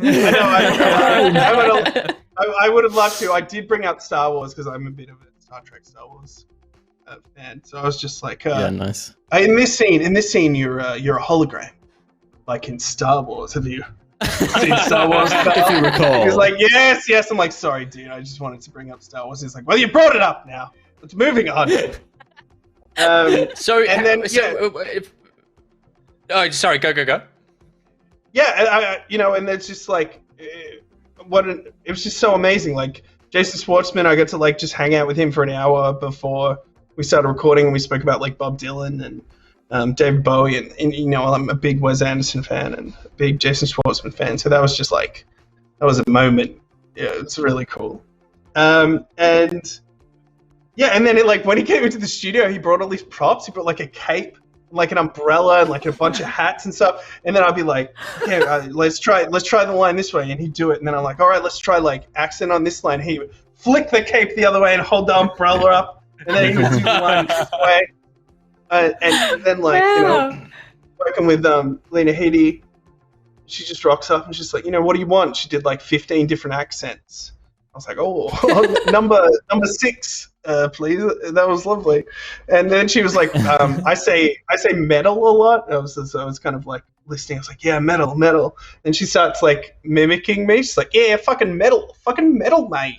And I was just like, so excited. Yeah, and so I go, yeah. I'm being mocked royally. Helena Headey. Yeah. So I just had the best time. The voiceover process, was it strange going, you've spent obviously ages working on this game, working on the dialogue, putting it all together, but then you have such a short amount of time with these actors to be able to like get a performance that you are now going to live with for the rest of your life? Like, it sounds like you had like an hour of like, this is going to define the rest of my career. How do we make sure this is right? Okay, this is how I feel like it went down. Carl Weathers was like my first ever voice session. So I was terrified. I thought he was going to yell at me. I had an inkling that his fist could probably travel through the internet. And so it was kind of terrifying. But he was super cool. And everyone I worked with, all of the actors I worked with, just want to give you what you want as kind of the creator. They're all extremely professional. I was terrified, but once I got into it, I had a kind of a co-director with me, Ashley, who was teaching me the ropes of how to talk to actors and run vocal sessions. And, half an hour in, I realized it's just way similar to recording a singer in a recording studio. It's like a very similar thing. Keep the vibe up. Tell them they're dope. Suggest slightly stuff that you want.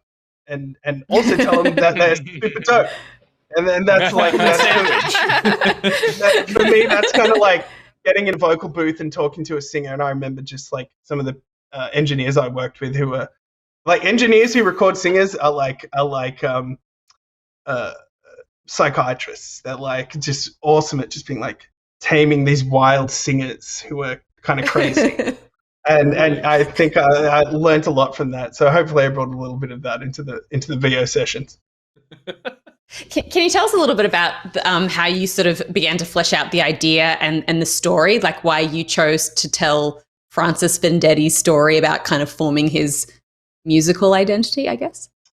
I think a couple of things. One, I wanted to make like the exact opposite of my experience in the music industry, which was touring regional Australia and RSLs where people would ask you to play Khe-Sanh and throw bottles at you and chase you because you look like you're in Poison. So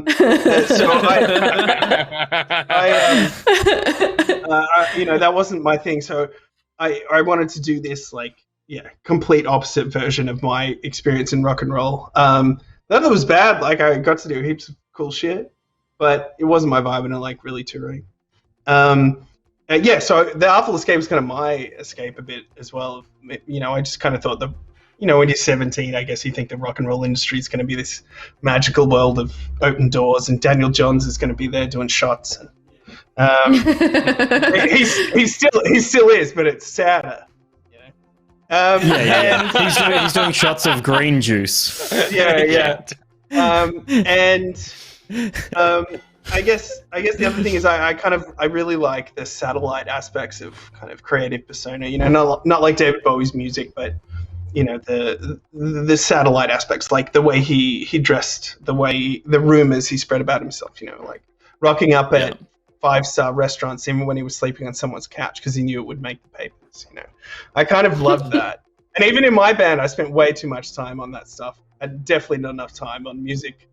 It's kind of, that's the kind of stuff I dig way more. So it kind of came from that angle of like, imagine having to flesh out someone's stage persona and the creative kind of world that they would build around their core medium. And that stuff really interests me. So I guess it started from there. Awesome.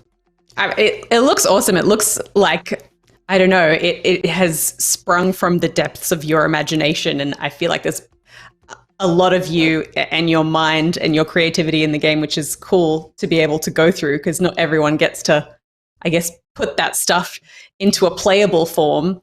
I imagine that like... Yeah, totally. I mean, the thing is too is like Annapurna gives you some dosh, and you get to hire super cool people who are way better at you. Did you meet Anna? I've never met Anna Perna personally. Right, okay. But I hear she loves the game. Add some more dosh. Yeah, and Another word. You get that the what?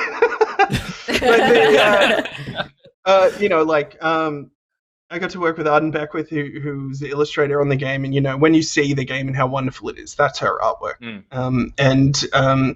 Mikey McCusker did all our 3D stuff. Dude looks like he works in 3 times speed. It's kind of uncanny and weird. And Tess Monash did all our animation, and Harry Truman, not the president. He's like a young man who lives in Brisbane, and he did kind of all our set dressing. And I just get to, that's good. I like what you're doing. How long has that process been? Several decades. We started 6 years ago, and I guess first game for the studio, first game I've ever made, first game our technical director has made, and there was a lot of learning processes, a lot of learning about how to get music to work correctly, and a lot of learning about what is good pacing. I think that was one of our biggest problems, but I'm really proud of the pacing in the game. I feel like it's very musical. I feel like it's very verse, pre-chorus, chorus, bring it down, shh. And I think I'm really happy with how kind of the flow of the game and the pacing of it. I think it's one of its biggest strengths.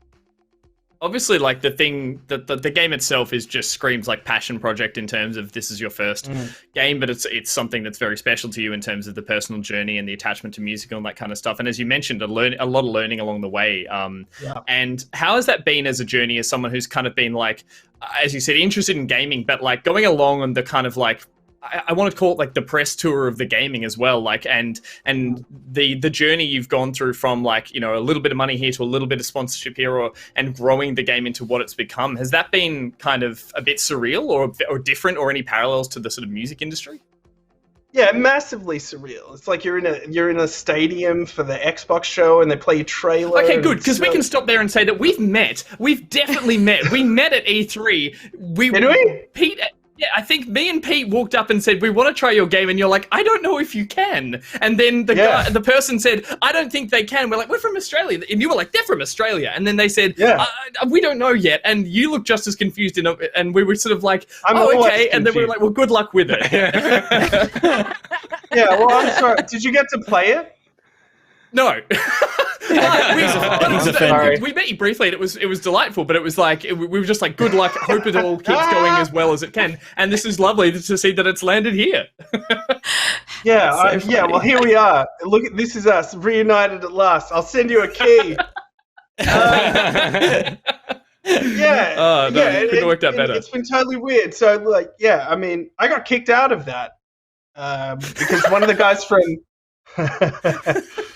What happened? One of the guys from Xbox brought us in. They didn't give us the pass, and then I was just in the bathroom, and I don't know. There may have been a cloud. It wasn't me. It wasn't me who blew the cloud. And they took me out because I didn't have a thing, and I'm like, my game's in the thing. My game's in the show. And they were. It's the one where you're on drugs. And they're like, can we play it? And they're like, can we play it? No, I have to ask someone. I don't know. So they let me back in the end. Tim Sweeney gave me $20,000. Yeah. Get out of here. Tim Sweeney gave everyone in here $20,000. And it was after that, it was such a bizarre. Totally. Thing. It was that was the one where the car came down and it took 45 minutes.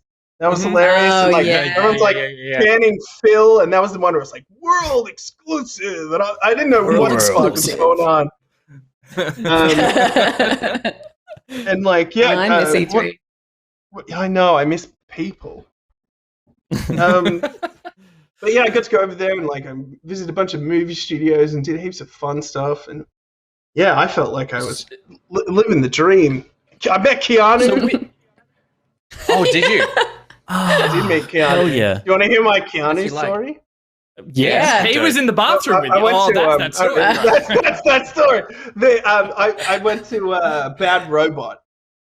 And Nice. That's JJ Abrams' place. Mhm. I'm a big Trek Star Wars fan, and I was like, but I'm like a massive Star fucker, so I was like hanging out the front, and I was like all these kind of tinted cars going in and out, and I don't know if you've ever been to those production places, but they're disguised as other places, and so it was super cool. It's like disguised as a different thing, and I'm out the front, and this like beautiful kind of snake tip cafe racer pulls up, and I feel a disturbance in the force, and and he's like right in front of me, and flips his phone out, sends a message, flips it back, gets off the bike like a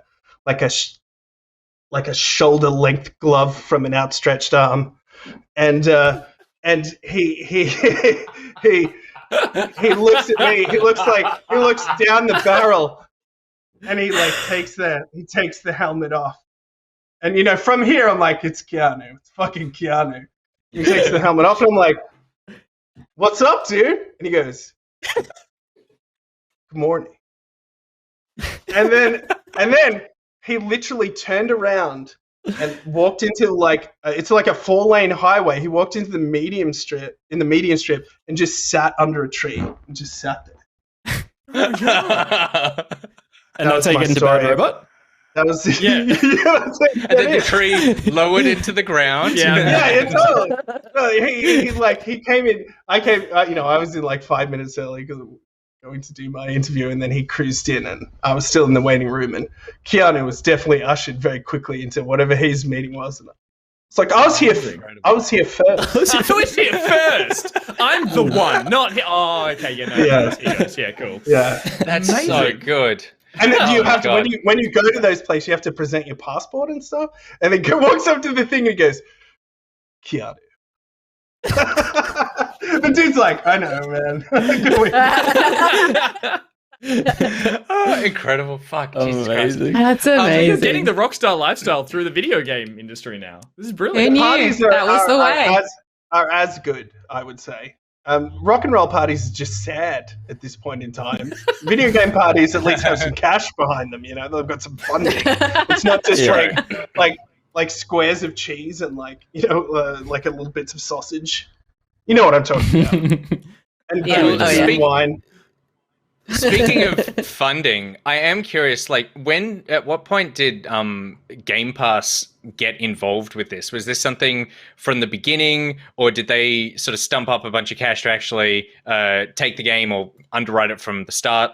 Because the whole Game Pass thing has been a pretty monumental shift in gaming the last year. It has, hasn't it? And so, that's my question. That's all of the words that I have to say. Yeah, okay, that's the word. We signed a deal initially for an exclusive. I don't know if I'm allowed to say how long it is, but we signed an exclusive deal with them, and then later on, quite near the end, we signed on to Game Pass, and the game. At that point, was the game kind of like as a whole coming together, or was that it was very close. Yeah. It was very close to finished.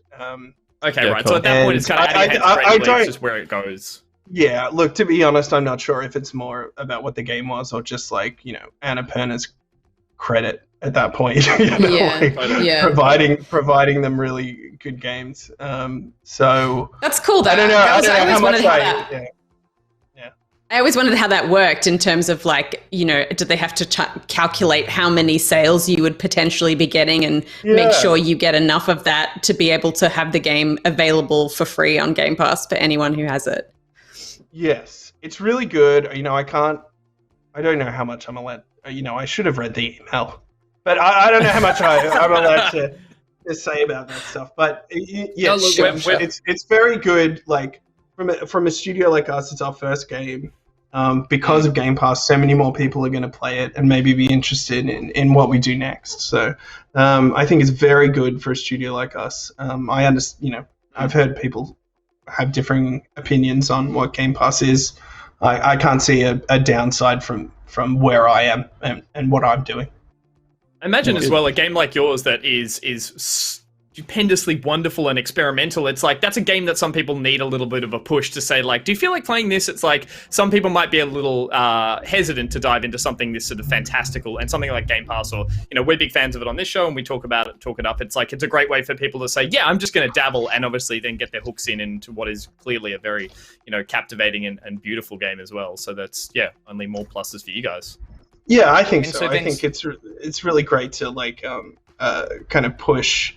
Yeah, it's great to get people in there who maybe would have played the game. I want them to play it. I think we'll win people over. I think it's great. Every time I play it, I'm just super impressed because it's all the people around you just filling out these worlds and doing like the effects and the programming and just the artistry through the game. Every time I go through, I catch something new. So I think I love it. I hope other people love it.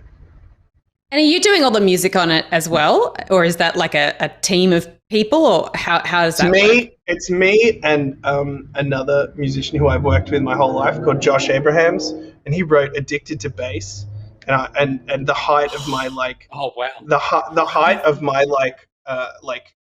a comedic peak is when someone tells a perfectly timed Addicted to Bass joke to Josh. It's like that's right. Someone did Eden Altman, who plays the guitar of Francis Vendetti. Just the other towards the end of recording, Josh was like, "Listen to that bass. It's just so lovely." It was like this beautiful kind of. I think it was the Moog one. It's really not beautiful synthesizer. Just like listen to that bass, which is something that Josh does all the time. He'll turn on some weird synth. It's like it's like listen to that. That's great. Josh, that's great. But he was like, listen to that bass, and then Eden sat back. Yeah, I've heard you're addicted to it. Bam! That's me. I'm gone. I'm on the floor. Perfectly timed Addicted to Bass joke. But Josh Abrahams rocked up to my door when I was maybe 19, and he was like, "I heard you making weird Van Halen shit." I was like, "What are you doing here?" And he came in. And he came in and listened to my tracks. He ended up making the demos that got me my record deal, and we've worked together ever since. And we wrote all the score, and it's finally lovely to pay him. And to put him on the payroll after years of just using his studio. And what's it like for you to be doling out the wads now? I love dealing out the wads. Absolutely. I don't know. I just like. It's nice paying artists, isn't it? It's nice paying musicians totally. who you've worked with for your whole life and getting them involved in the projects that you do. All the folk music is from Luke Leggs, who's a guy who played at my year 10 fun run, and he was in year 12, and I thought he was the coolest dude in the world ever.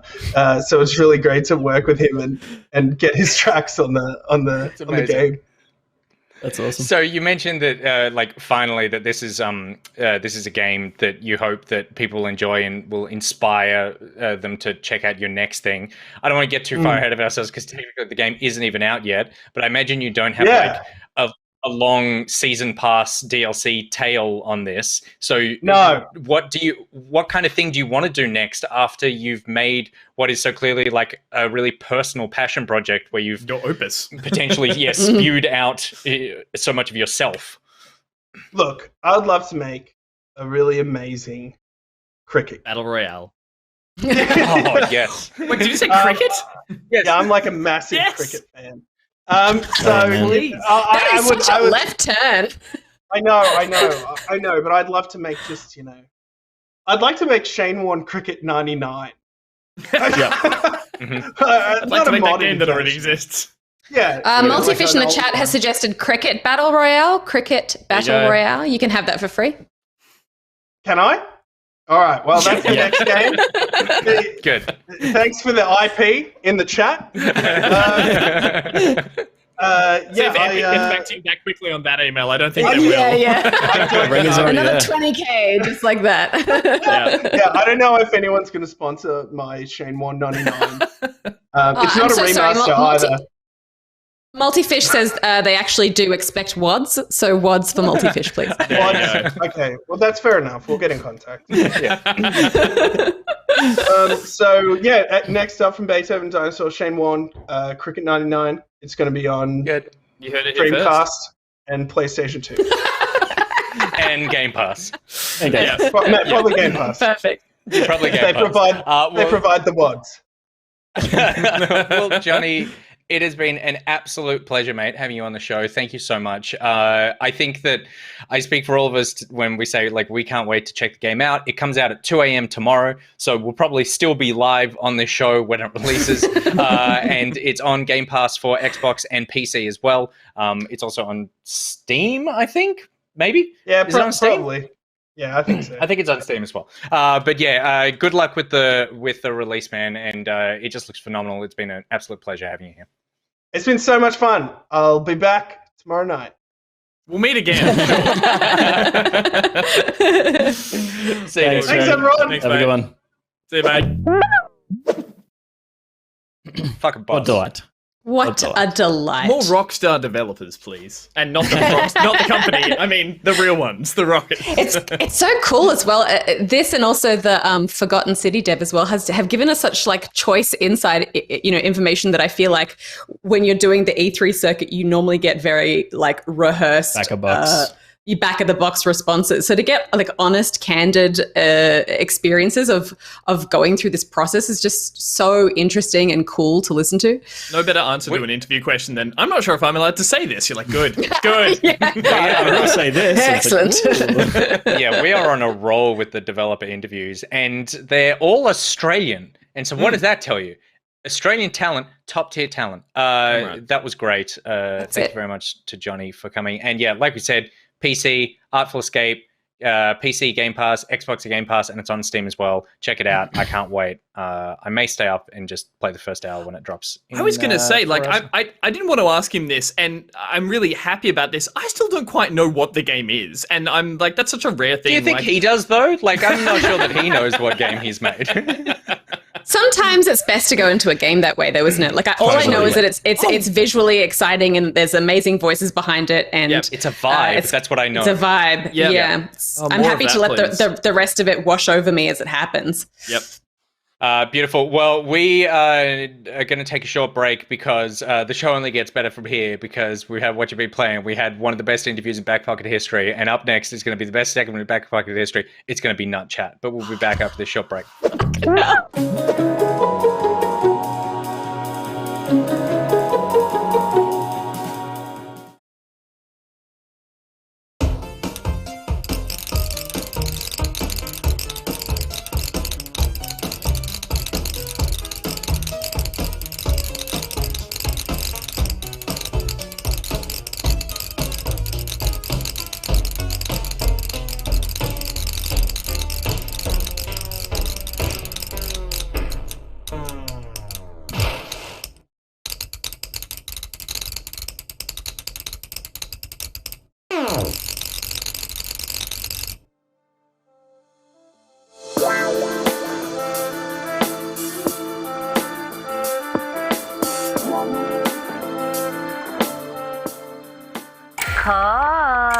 What? You'll never, ever break this loop. There's no never here.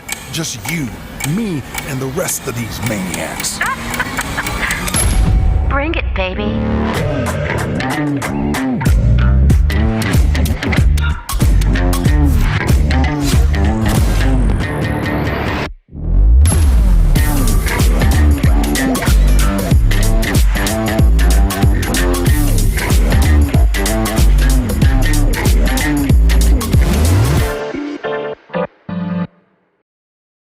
If you're a business that does online business online, then your online business needs Nicritex. But don't take my word for it. Fuck. Meet Nicritex. By utilizing carbon-bonded tritonic RAM processing nodes in conjunction with cutting-edge peer-to-peer pseudo-random phased accelerated digital intermodulation via raising synthesized phase noise efficiencies by 300%, we decoupled semiconductor modules using open-source RX oscillating nanoharmonic quantum discriminators that bypass traditional hardwired XML circuits to allow optimal backend SSL multi-byte enabled BIOS buses. You can't prove that doesn't make sense, so upload Nitrotex to your servers today. Oh shit, he's getting in mine. Oh shit,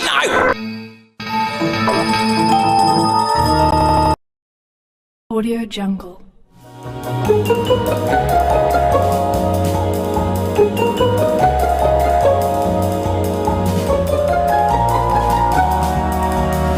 We literally just. All I wanted to ask. Oh my god, Bishop.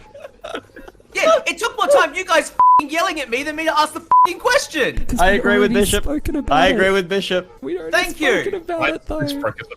Now that we're through, can I ask you a question? What do you think those boxes are for? Oh my no fucking idea. Those we boxes look literally- weird. Oh my god. 5 runs ago, I was like, man, I just found some weird Vex-looking boxes. I wonder what they're for. Wait, wasn't that like I didn't hear you say that, which is why I wanted to ask the question, because that's how language works. Oh, you what absolute I mean, dickbag. it'd be great to ask it now, not when like.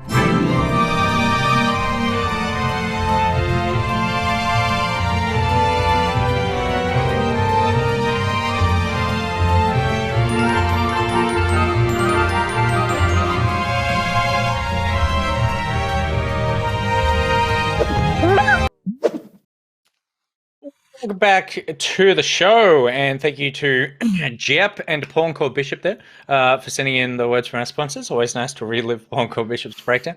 And we saw in there as well ads for Self-submitted breakdown. Self-submitted, that's true. Ads for Nigrotex and the very snazzy trailer that we'll cut for the next Game Club game, Deathloop. Will, when this whole thing eventually goes under, I think you've got a future in cutting trailers.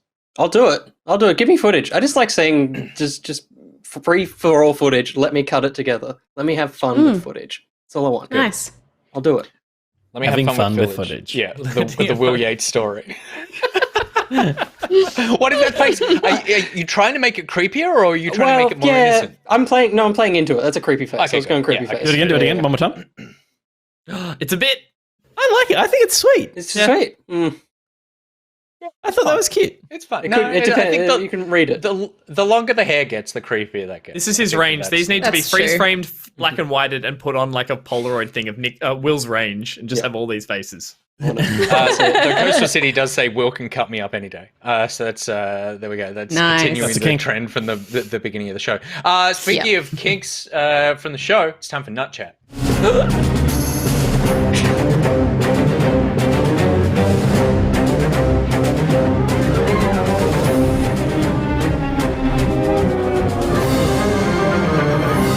Nuts. I mean, it's a bit nutty. Nuts.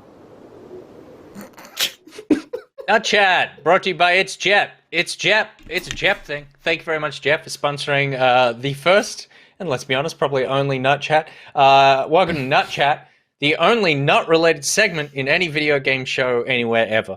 Caution. I've got yeah. May contain nuts. So I'm sorry. And a legume or two. Yeah, and a legume or two. What? So what is this? Well, we're not really We'll find out as we go. I've got a couple of Nick questions. put something together. Let's just follow his lead. Yeah, look, Steph, I got to be honest, I didn't put a huge amount of effort into this. Not as much as Will put into that intro. No, God, no. I've got a couple of questions about nuts. We're going to go around the horn. We're each going to tell a fun story related to nuts from our past, and then I've got a little nut-related game. Does that sound good? Yeah. Okay, fantastic. So what nut is in the same family as poison ivy? This nut holds all of the itchy oil. Is this a who am I? Is this shell. do we buzz in? No, you could just buzz in whenever Itchy you want. oil in its shell. Don't look at chat. Don't you look at chat. I'm not. And it's a nut. It's a nut. It has itchy The same- oil in its shell. The same plant family as poison ivy. What nut would that be? Poison ivy. Okay. That's the same genus or family, so it's like it'll be nothing like. I think it's the hazelnut. Interesting. Pete says I hazelnut. don't actually think it's that, but I had to I'm name a gonna- nut. I'm going to go with walnut. Steph says Pine walnut. nut? I'm going to go with pine nut. Gus says pine nut. Unfortunately, you're all wrong. no. The Four correct Three answer says D's nuts. Is it and- D's nuts? Is it D's nuts? I've forgotten, so I actually need to Google it and check. Okay, yeah, here we go. The correct answer is the cashew nut. The cashew nut is in the same family as wait, is that right? Lovely. Yeah, it is the cashew nut. It is the cashew nut. Oh, good. Okay, good. I love that Good to know. these nuts can just work as an answer for everything. Second, there you go. And Maida Muse says perfect timing to be eating cashews right now. There you go. Second question. Ancient Greeks thought hazelnuts could cure coughing and what? Hazelnuts could cure coughing and what? Syphilis. Impotence. Syphilis? Steph says Impotence? impotence. Gus Or- says syphilis. And Pete says... I say Persian invasions. So close. It was none of those. Nut allergies. Apparently you need to give nuts to babies when they're, well, not babies, but small children when they're young because they are less likely to develop a nut allergy if they're exposed to it early. Please make sure they are your children and not someone else's. Yeah, don't just give nuts to random kids. Yeah. No, the correct answer is... Let's go to the board. Where's my thing? I've lost my Where's my script. nuts? Where's my Oh, script? no. Here it is. They thought that it could cure coughing and baldness. Baldness was the thing that Baldness. the ancient Greeks thought hazelnuts. I don't know whether or not it's eating it, Interesting. rubbing it on your head, making some sort of wig, making some sort of hazelnut wig. Don't know. Oh, yeah. I don't know. Okay, third question. What nut am I in the shape of right now? Peanut. Stephanie Steph gets it. Peanut. Steph smashed In the it. shell. In the shell. He's In the the Mr. shell. Peanut. Shell. He's Yeah. the your classic hourglass Mr. Peanut. That's sexy mascot. That was you in a nutshell. That was me in a nutshell. Thank you very much. So now is the part of Nut Chat, of course, where we go around the horn and each tell a funny, whimsical, or A segment we're potentially calling- devastating story about nuts. Should we start with Gus? Segment we're calling, what did I try and call it before? Legume and me. Leg me. Okay, forget it. Leg you. I have one nut story that was, I think when I was maybe like, I'm going to say like 8, I was staying at my cousin's and they had salted peanuts in a bag, shelled. So they were just the little, the nut in. So they didn't look anything like me. They didn't look anything like you, and I think it was the first time I'd ever just like had not mixed nuts or anything, just a bag of these salted peanuts. And I was like, "Oh my fucking god, these taste amazing!" Did they still have the little sleeve on them? Like, were they beer No, nuts? no. They were sleeveless, completely sleeveless. and they were salted. And I was just like eating them like crazy to the point that I was putting full handfuls in my mouth and chewing them into just like a paste, and then realizing I'm like, as an 8-year-old, This is just peanut butter. I'm like, this is peanut butter, as I like spat it out. And so then one morning for breakfast, I chewed up a bunch of them, spat it out to be like, I want to put it on toast to see what that's like. Did that, and then cut it in half. And my cousin, who is a lovely guy, but like he was a bit younger than me. He just followed around and did whatever the older kids were doing. I was kind of like peanut toast, and he was just like, and went to take it. And even at 8 or whatever I was like, no, I spat that out. And it was like, I got to the point of the prank where I didn't want to do it. But You didn't want to follow through because it was disgusting. it's disgusting. But I ate it, Stephanie. I ate my Well, own it had peanut already butter. been in your mouth. I mean, yeah. Yeah. Steph, would you ever eat something and spit it back out and baby then bird eat it that thing again? onto bread and go, bleh? I think I probably have. Oh, okay, I thought you were going to say probably no, have. and I was going to say, yeah, dignity. Sometimes I've gone to the movies and I've worn like a slightly lower cut top and some popcorn has fallen down there, and then I haven't figured that out until I get undressed. Different thing. And then, it fell out of your mouth. You didn't masticate it and spit it out with intent. Like you were feeding a nest of masticated baby with intent. birds. The intent is the important part of the that. intent is the part where a jury will convict you 10 out of 10. Like, I'm not in nut court. This is nut chat. Stephanie, you have a story. Okay. Stephanie, your nut story. Well, I don't know. I didn't know I was supposed to have a fucking nut story. I don't know if I have any nut Pick one of the stories. many that we all have. I don't know how many times we have to brief you on things today. I just don't have any weird or like You don't have to have a original weird nut incidents. story. Just did you? When was the Related last to time you ate nuts. a nut? normal When nut was the last story. time you ate a nut? I have been smashing nuts during lockdown. Yeah. Smashing them. Yeah. Smashing Yes, nuts she all has. day. Fuck off. Step on me. Step on me. Step on these nuts. No, I do. My thing at the moment is that I get from Woolworths is I buy these because I don't know if you've been getting like a weird lockdown like food things. Like I've been getting like weirdly obsessed with certain types of food in lockdown, and every time one of us goes to the supermarket, it's like you got to buy my thing and you got to buy this other thing that I always have, and then you got to buy this thing. And if I don't have these 3 things, then I can't exist throughout the day. And one of them is like they make these little square tubs of like there's like a barbecue protein mix, and it's like Smoky dried peanut butter, that beans is. and nuts and little protein puffs, and that's like the healthy one. And then I also get the choc nut mix, which is like a mixture of nuts and then chocolate covered nuts. And so I have a little bit of each so that it's I'm not being so naughty. You're offsetting the naughtiness. I'm offsetting the naughtiness with the protein, and that's my joy at the moment. But I don't really have any weird stories. It's also related your to nut nuts, story, so sorry. Stephanie, and we're thankful Well that you done. told it. And then I ate them all and I spat it out. Yeah! And you fed it to Peter and he didn't even know. Peter, your nut story. Should I do a nut butter destroying an item of clothing, or should I do making myself sick from Oh nuts? my What do you want to hear? god. Wait, whatever the one that Steph man. is reacting to. The story that No, Steph I- is well, reacting that's- to, that one. Okay, so Steph loves a peanut butter. Loves I do. a peanut butter. I do. I really like it, but it's not one of those things that I ever crave. Like we can have peanut butter in the house, and it would go off before I ate a jar of it. And peanut butter does not go off. But Steph loves peanut butter. Tries all different types of peanut butter, and gets a lot of healthy peanut butters. So not like a craft one with a bunch of sugar in it. Yeah, It's yeah, like of course. it's a very natural one. Yep. And when you get those really natural ones, they taste really good, but the oil separates from Yes. Oh, the- of course, yes. the I know crunchiness in exactly the- what's Well, happening. because it doesn't have emulsifiers in it to prevent Oh, it yeah, from that's it. separating. Yeah. Yeah. Whereas you don't need emulsifiers for legumes, but you do for nuts. And you do and- for Gus Nut Spit. Yeah, he Coming emulsifies to it a himself. Woolworths near you. So It was Mavis Daleks ruined my day. It was Mavis. it was a Mavis. No, it was a Pix. No, it was Mavis. Oh my It god, was you're a doing the old Mavis. couple thing. No one cares. Just the story. We were traveling in a camper van in New Zealand.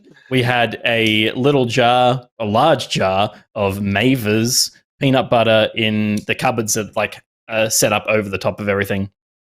Whatever. I had a really my favorite jacket I brought on that trip. I green used it a lot because it was very cold in New Zealand when we were traveling. It was a green one. And I left it on the as you walked in the door, the kitchen, the little dining area nook was right in front of it. I put it in that. Everything was up above. At some point during a drive, jar had fallen over. No. And we went out for a hike. We came back after a big hike where I didn't need my jacket to find that all the oil had leaked out of the jar. Out of the cupboard? Out of the cupboard. It would have been God it would have damn been it. half a cup of just oil. Peanut and oil, just water. Yeah.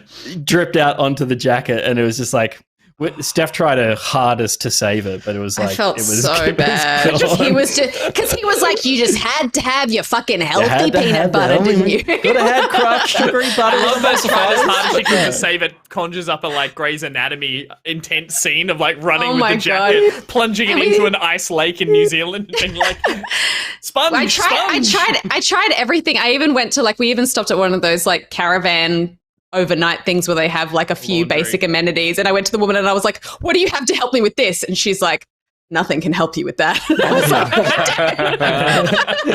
It is true because we use those kinds of peanut butters as well. And my partner could be watching and listening right now. And I'm sorry for the confession that I'm about to make to you, which is confession. I really Making like you them. Cardwell. I hate the oil thing on the top for the reason that when you open it, the first person to open it from like freshly needs to basically like stir that oil Stir through it. and like really process it properly, and that involves you need to get that oil all the way down to the bottom of the jar, otherwise the bottom of the jar gets really can get really hard. So you get the knife and it goes all the way in, and you're like stirring around with the knife. So then you have this knife that's like coated in peanut butter, or like we have ABC spread, which is like almond, Brazil nuts, and cashews. So like perfect for nut chat. And so then it's just like I've just got like some on my thumb, and it's all over this. So I will be like, I will use literally any other condiment on my mornings when I wake up to give the kids breakfast than that if I have to be the one to open it. I'm like, that is, I'm putting the responsibility on her head. Devil be damned. I get the knife and I go to like more or less to the bottom so that you get a little bit of the dry and a little bit of the oil, and it just sorts itself out when it's on the bread. Steph, look how engaged you are with Nut Chat. Because if you stir, no, I'm engaged with food. Yep, fair. If you stir it and try and mix it, it's just going to separate again, especially in summer. Oh yeah, we do. Yeah, potentially. Minnow Fanfare says, but then you already have a knife of peanut butter. But it's too much peanut butter. I'm making toast for the kids. Like that's way too much peanut butter on that. Yeah, and knife. also Anyway. my solution is if you're making it for the kids, do what I do as a 30-something-year-old man who lives by I'm not himself. going to do And yours. buy the cheapest buy the cheapest peanut butter with the largest, most cartoony novelty character on the front of it. That stuff never goes oily. That stuff is just full of emulsifiers and preservatives. All right, don't have Wonderful kids. stuff. So the 1,024 people engaged in Nut Chat right now. My nut story is when I was 21, I was eating peanuts and I started to get really itchy. Can I ask if 21 becomes relevant, or is it just why is 20? Why is your age of the relevant? behavior, or is it because it becomes relevant? It's relevant in that I started to get really itchy, and I was like, oh, I'm worried that like, am I getting some sort of like late onset peanut allergy? Because I'm starting to get really itchy, and it turns out I wasn't. I was just getting a bit itchy.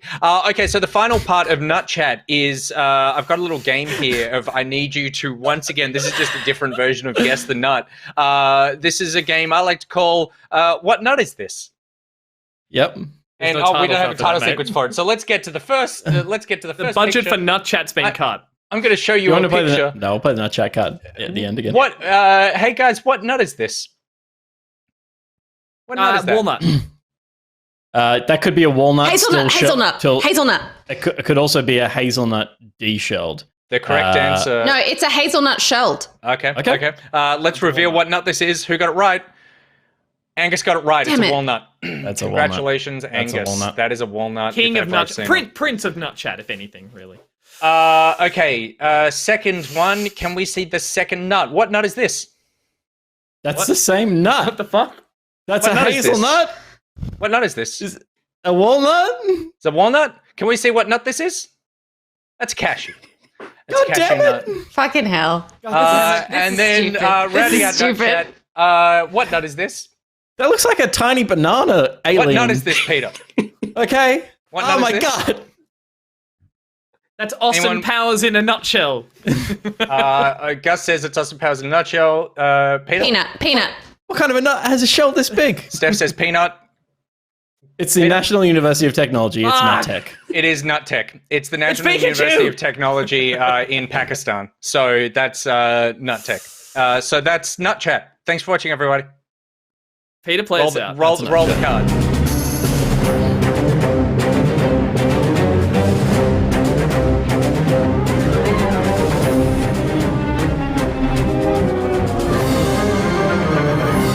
Nuts. I mean, it's a bit nutty. Nuts. Thanks very much, Jep. Every week. Every week. What is life? What are we doing here? Gotta fill What are we content somehow, doing Steph. here? We've reached our peak viewers with Nut Chat. Yeah. With Nut Chat. They know what they want. They know what they people want. nut shows on Twitch. Yeah. I'm sorry, Johnny. You got bested by Nut Chat. People don't want to have to go. Sorry to for the 9 OnlyFans. years you spent making your indie darling, but we came up with a quiz where all the nuts look the same, and we I think I saw Johnny just dropped a bunch of keys in the chat before. Did he? And then he just smoked down? Yep. Yeah. Amazing. What a legend. Classic Galvatron. Yeah. Oh, that's so good. I really hope people got to redeem those. Okay, rounding us out this evening, we're on a bit of an Australian kick, I feel like. We spoke to Johnny. Obviously, we're all Australian. I'm sure we There are nuts from grow or at Australia. least sell them in this country. So we thought we would round out the end of the show with a little segment we like to call Very Good Gameplay. Very Good Gameplay brought to you by the one and only Avexia. And I'm going to say Avexia brought to you by Avexia's dad. Without They're still watching Avexia. Speaking of nut chat, that's how Avexia got here.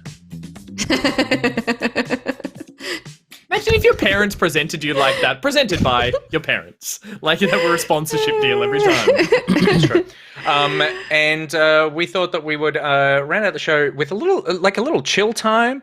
Maybe everyone can pour themselves a drink, hang out a little bit, and Pete, hopefully everything is coming through fine. We're going to play Webbed. Looks good. Because Web came out today. Web came out a few hours ago. Game is absolutely adorable. Are you ready for your heart to melt into a puddle of darling? I am. I'm ready for my heart Papa to be... Vexia said, Yep. It was my pleasure. Beautiful. Yes, we go. God damn it, Papa Avexia. God damn it. Excellent choice of words. Amazing. I will say that I can't remember what I was going to say. I was going to make some very witty joke, but then Avexi's dad was much funnier than I was going to be. So Webbed is from developer S-Bug Games, who I And believe... Riley Neville pops into chat every now and then. Yeah, I Riley, believe one of does the watch the developers show. at S-Bugs. Probably not watching right now because their game launched 3 or 4 hours ago, and they're probably in sort of like panic mode, or if Johnny's any surrounded indication, by balloons. Yeah, drinking and getting surrounded based on by Bollinger. but we're going to check it out. I'm going to be playing the game because Pete and Gus were big fans of this one. Yeah, we got to play the demo. I guess it was. I mean, the time is It was a hard the, thing to it was track the at the moment, Steam but it feels like it was push 12 months ago. Yeah. Yeah, it was during that.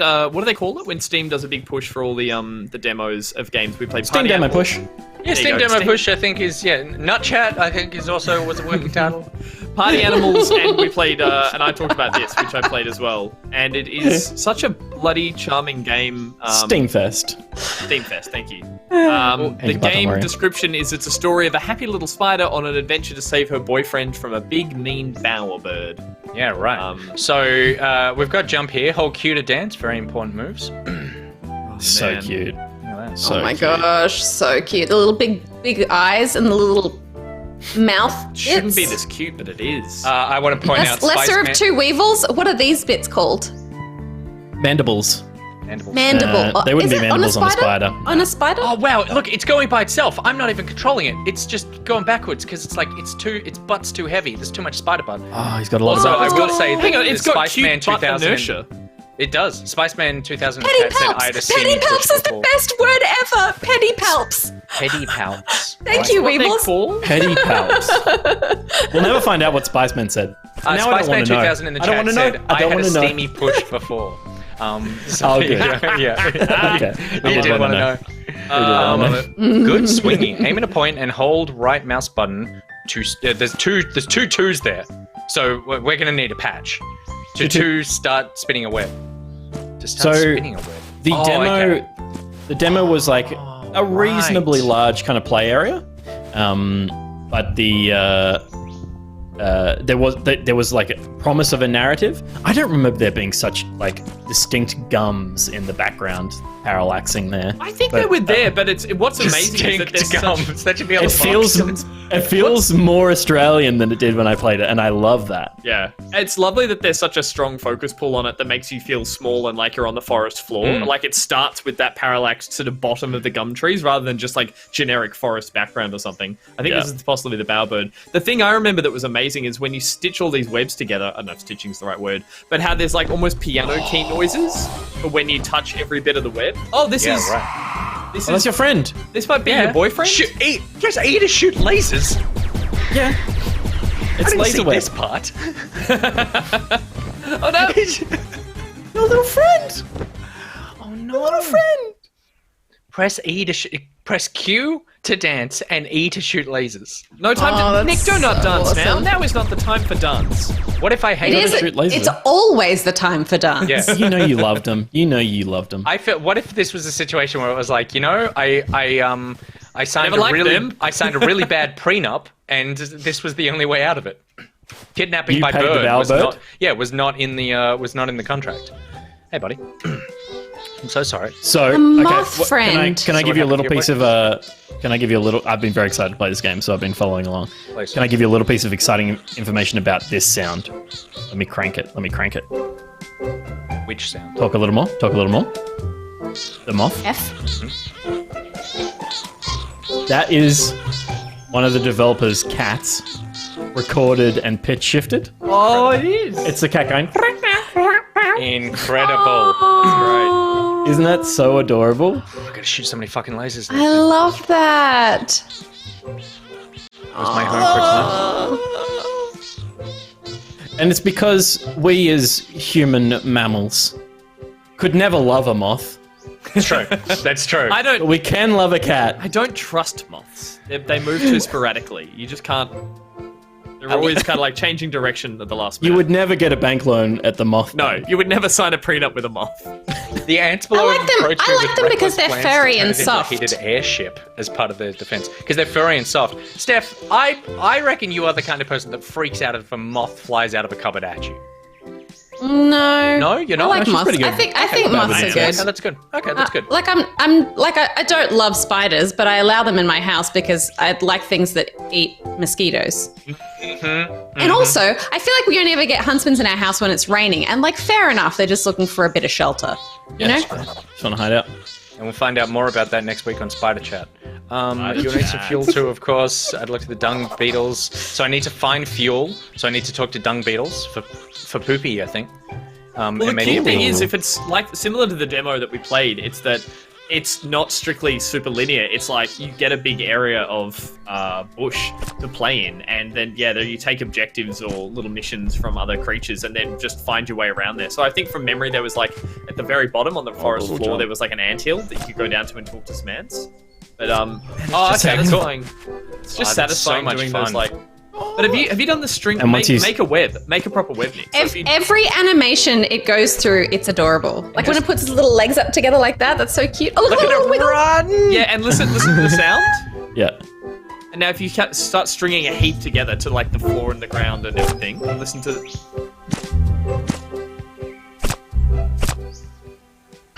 I think if you jump around on them now. Yeah. Oh, was it like guitar strings? They'll make different noises based on like the length of the web. How taut the web is, yeah. So if you like, Oh my You would god, be it's like an a awful jazz spider, riff. Nick. No, it'd be great. Look what I'm doing. I'm making it great. Oh shit. Cool. Making it great. I'm making it great. Making it great. Lesser of Two Weevils wants to know if that was an eastern whip bird in the background. It does sound. I can hear Australian bird noises. That was also a developer's dog that they recorded and they. One of the 'Cause we can't developers love like, I birds. have an eastern whipbird. He's like, we've already done it with the dog, mate. That's so charming. This little like mechanic of making a web is like that could be the game in itself. It's just like Totally. I mean, it's why the demo was so fun, right? It's like all the fundamentals of it are so beautiful. They're just really sweet. They work Look at those really gum well. trees in the background. And you could just do this, and the way it moves through the web. But also, I remember you can bounce on string, right? Like a trapeze. I think you could do little jumps. You can also like for me it was just the like I don't know if you guys know this, but I'm a big fan of swinging around on things. And the like doing a couple of just like the cannonball swings through the forest and just like hoping you're gonna hit something with your web and catching it. It's like it's better Spider-Manning than Spider-Man. Like Are you trying to make something specific, Nick? Is he trying to spell something? I'm writing out. He's writing NDI tools. Oh, he is. I can see version 5. NUT. Oh yeah. Yeah. Nut chat. I see. Lovely. Meanwhile, your boyfriend is being eaten alive by a bowerbird, and you're like, up, nut chat. Trying Straight down. You're good. Nicholas. Why? Oh, Good yeah, okay. bloody work. Bowerbirds are the ones that collect all the colours Jump and up to the stuff. Is middle? that? Yeah.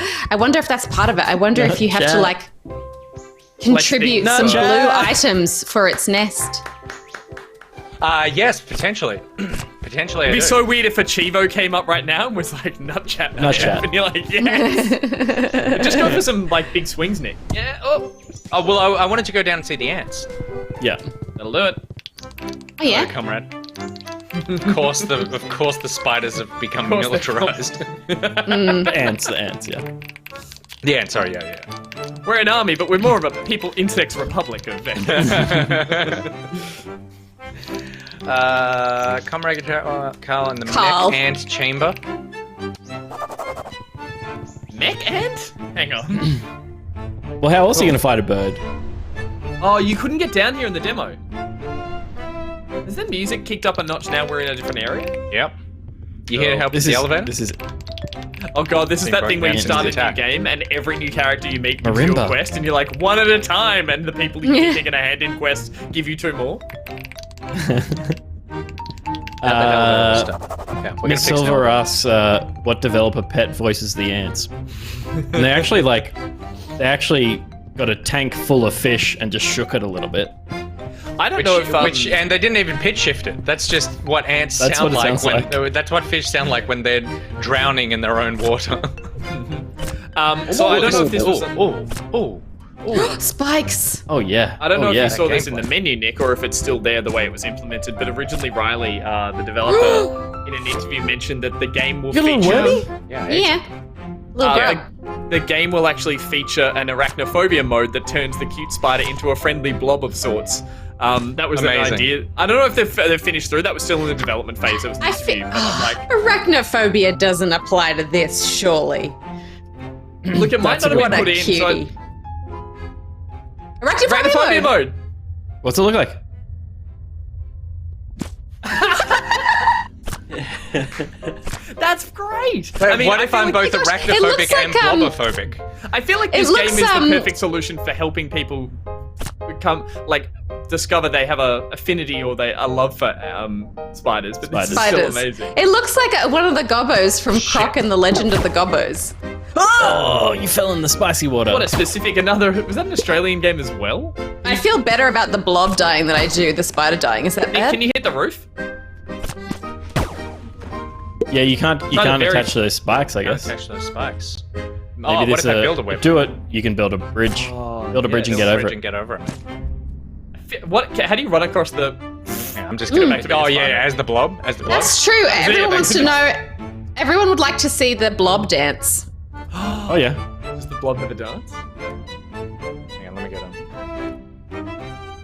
There you go. Oh yeah, that's a dance. You know what? You know what it's turning into. Look!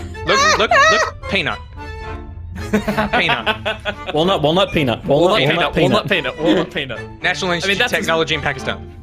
That's as much Amazing. as a blob could do as a dance. So very thoughtful. That's good. But I like also it. very We're cute going as back to the well. spider. How could you possibly? I mean, phobias are phobias. They're irrational, and that's fine. But this thing is the cutest thing I've ever seen. Did it just pick something up, do a dance because it picked something up? It was a little grub. Oh my god. Hang on. Oh no, you hit a spiky. Is it gonna fall? But oh yeah. Get it, I'm a hero. save it, get it. But I'm a hero. It's a little push job. It's a Can little you- push job. It's a little push up. Can it go on the web Can or you no? hold it with a web? Laser You it. can laser it. Yeah, why not? Shit! That's fine. Come back. Gotta go to them, right? Oh my doesn't god! it go There's to- so many little physics you could- systems in here.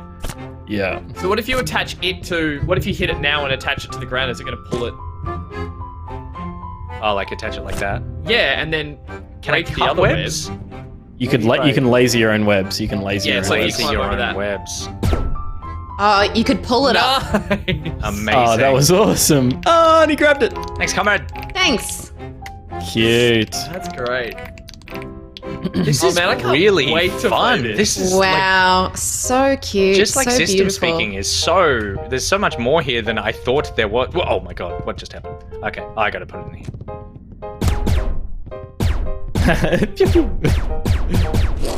That's a very, like, for everything being very, like, soft and tactile and cute, that laser is like a and its little eyes turn red when it's shoots. Super satisfying, yeah. Fourth Reaper, the game's called Webbed, and it's an Aussie developer, and it just came out a couple of hours ago. It's on Steam. About 4 or 5 o'clock today. It is Steam and I love PC. Everything about the way the spider moves and does things just looks so authentic to the spider, and then they've just given it a laser because video games, and it's like glorious. It's like giving a vampire a gun, but in this case, it's actually charming and useful.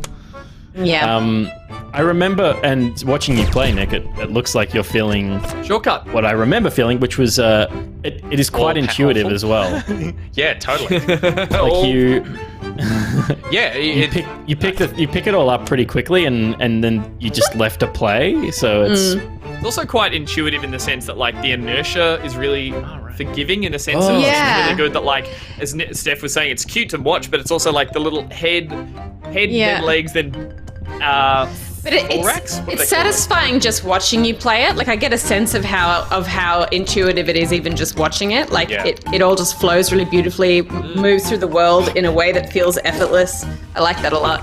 The music has some like serious classic Rare vibes, like, and it's probably just the marimba speaking, but it's like there's so much personality that Rare used to attach to areas or like just add an instrument or two. Worlds or characters, and it feels like it's very early, but it feels like that's what's happening here with the ants.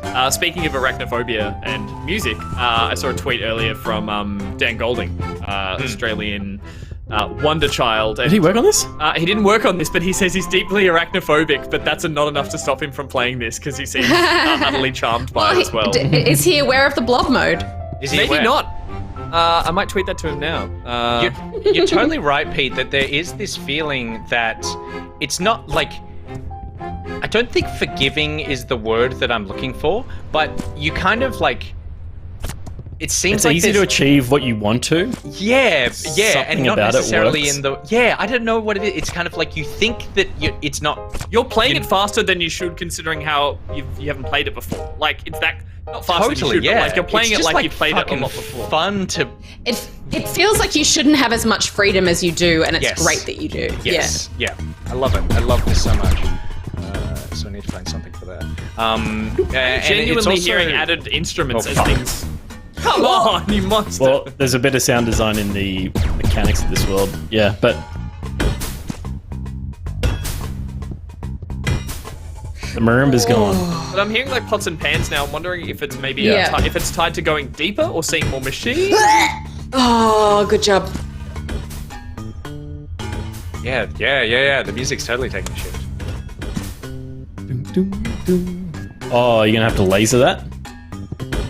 You have to get a laser shot off? Oh, nice spot. Wow. Oh, grub time. Grub time. Get a laser shot off where? Onto the lever that changed the which doors are open.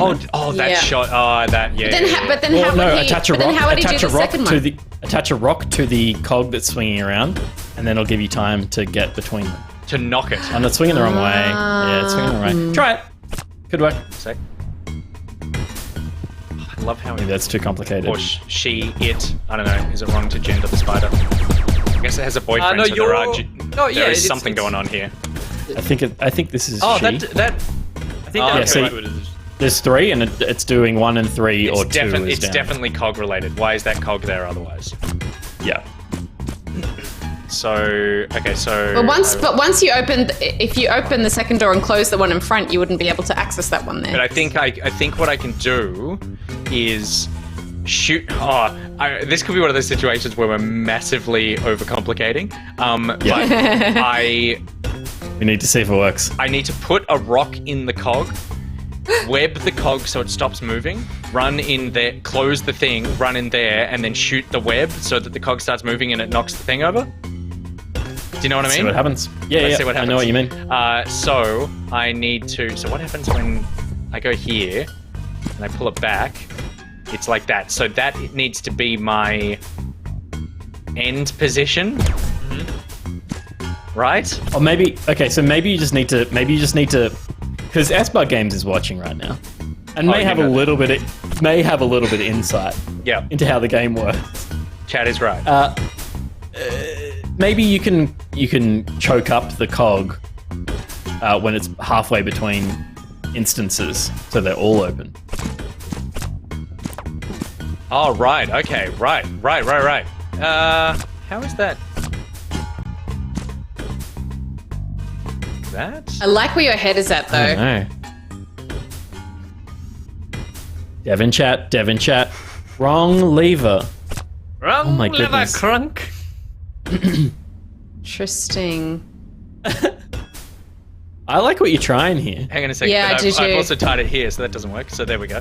Oh, Oh. Nicholas, Yeah, there we boy. go. There we go. Oh. Nicholas, boy. Yeah, you're God. welcome, ladies and gentlemen. That's so cool. Don't get squashed. Oh, good, your web Oh, stayed. it's just kept your web. It's kept your web. That's That's awesome. nice. Oh, that's that's so nice. clever, man. I That's so appreciate clever. that. I appreciate that. Watch out! Holy shit. Oh my god, there's so many of them. Fuck. No! Oh, good. Well played. Oh, well played. Oh. Nefarious. God. You're a You're god. a spider god. Get up there. Get up there. Get down there. Stay on there. Oh, Okay, you so- better not kill that spider, Nicholas. No, I don't want to get. I love the spider too much. Okay, so we pull that. If you are going to kill him, make it a blob first. It's true. If I know I'm about to die, pause the game, turn it to a blob.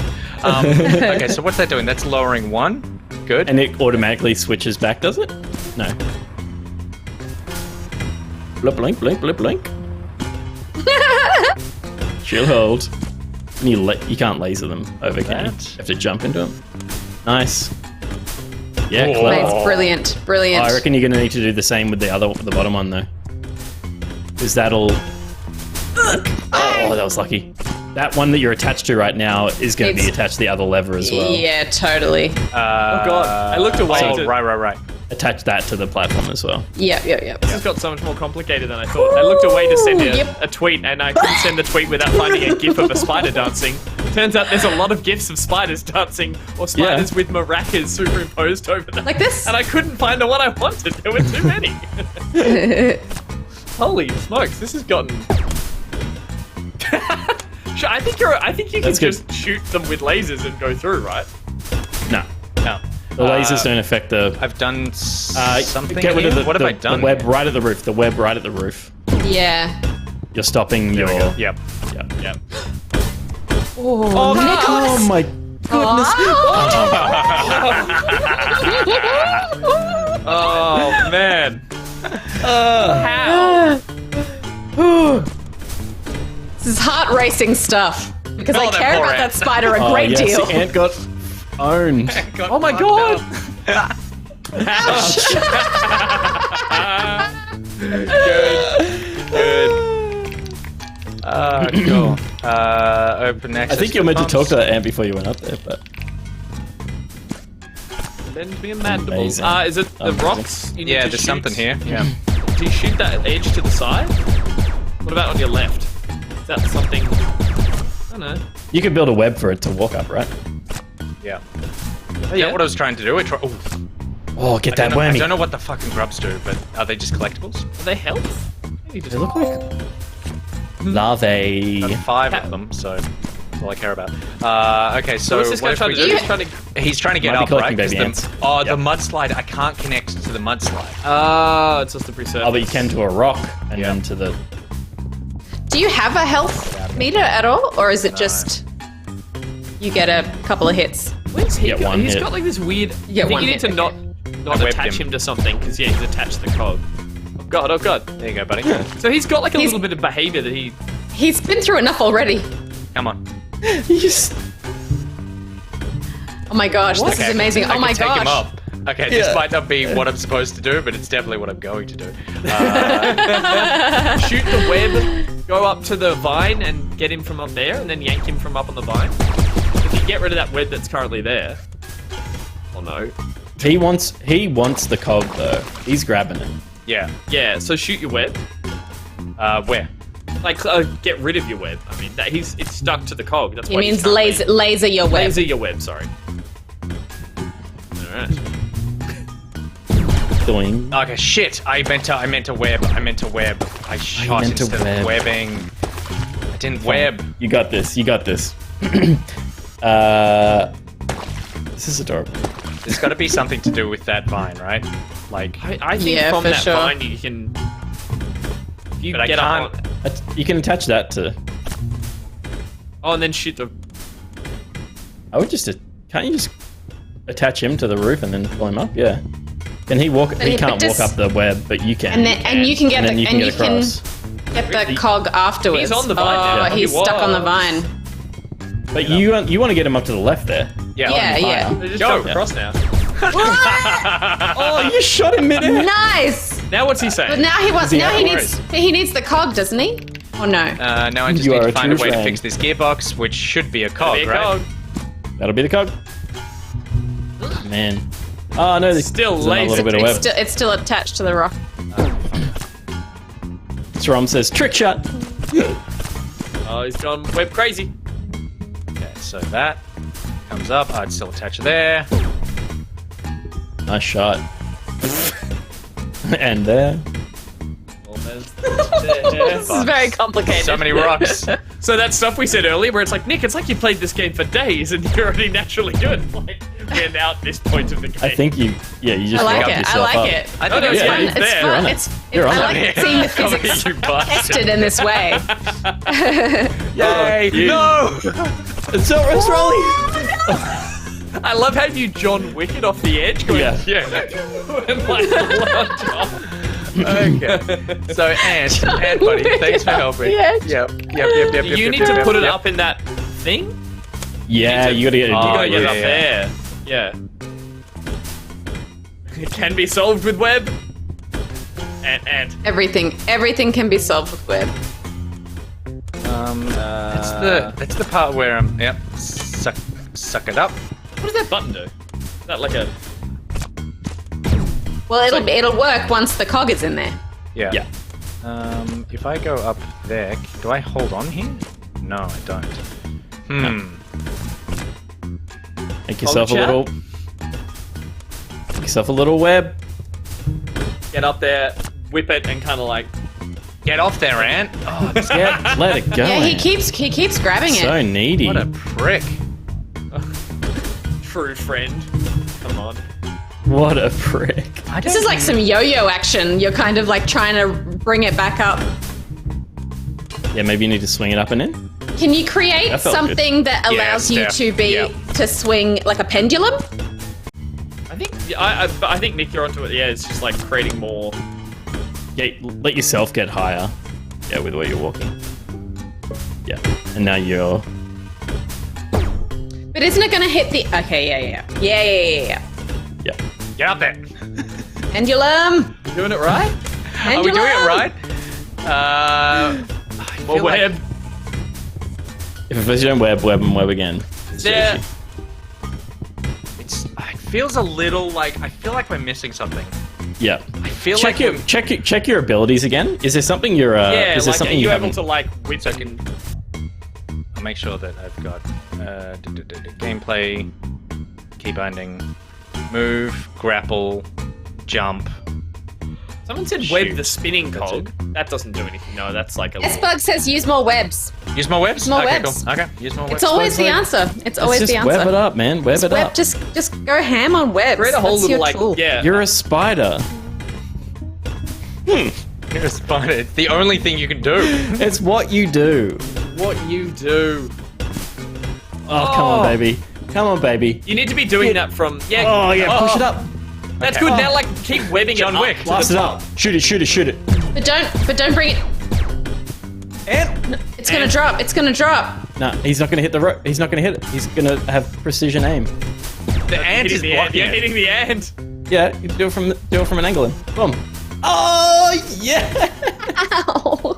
John Hit my Wick, microphone. baby. What did that do? You were no fucking help. Now he's got to press the button though. Thanks. Oh, you bullied him. You killed your still- true friend. It's turning something up the top. So there's like a little conveyor belt. Yep. Get on that Nick. button. Yeah. It'll be to the. No, it's already I think turning. it started. It's just- It it's started. just Yeah. Oh, that's it. So it's Okay. whatever's to the left. So if you yeah. go back and follow. Oh, you can actually follow the little Right. Okay. So I started the machine of machinery whatever's over Power. here. Yeah. And then You the got power and power, there's water. water, Oh and my fuel. god, how good is this? I don't know how long this game is, so I feel like we shouldn't necessarily continue to It's solve good. all the puzzles. Yeah. But this feels so good. No, that's what you brought up. The lift. Yeah. Maybe? Yeah, cool. Yeah. Maybe. I love this. I love this. This is such. Is it a one person team on this? S-Bug? S-Bug's in chat. Do you just want to take all the credit for it? Take it. Feel free. Just take it. Just take the credit. Is there a map? Can you look at, like, is there a little Hollow Knight-y sort of what you've discovered so far, or not? I don't believe. Oh my god. There you go. Look at that Oh my god, thing. look at the drawings. That is so Oh, cute. that's so beautiful. It's a So two-person good. team. Two people. Two-person team. So good. Riley and Noah. So there you go. Nice. Amazing, Well done. guys. It's amazing. This It's is so stunning. good. It legit feels so good. And it's like Carrion, where it's one of those things where like you need to actually get your 8 legs on it to give you that feeling. And in fact, on And your Steam, it kids can says, watch is you this play game this?" relevant to you? Similar to games you've played, Carrion. There It's you go. out now, and I think it was like $14. That's half the price of marbles. I think that's right. Yeah. Spot on. $14. So it's called Webbed, Webbed. Webbed. It's on Steam. $14. Thoroughly recommend. Super charming, fun to play, made by a Pocketeer. So like, what else do you want? What else? There's literally nothing else we can give you to encourage you to play this game. Shame there's no nuts. Always a There shame. could be more nuts, but I think we can assume the blob mode is nut mode. I think that's nut mode. Yeah, that's well. That is. I think I'm it's a fairly certain fair that's the assumption. inside of what's in my sack. That's what a testicle looks like. Is that right? Did I wreck the cute game? Did I wreck it, guys? Let's I back it wrecked out. No, Fantastic. Peter, Okay, cool. don't. That's so the fourth slide in that game that you didn't show us. What's this nut? yeah, I thought about it. Believe me. So that brings us to the end of our show. Thank you very much, everyone, for watching. I feel like tonight's was a banger. Thank you to our special guest this evening. Old Thank you mate very much to Johnny. Galvatron. Yeah, absolutely. Great interview. Thank you to S-Bug Games for developing Webbed.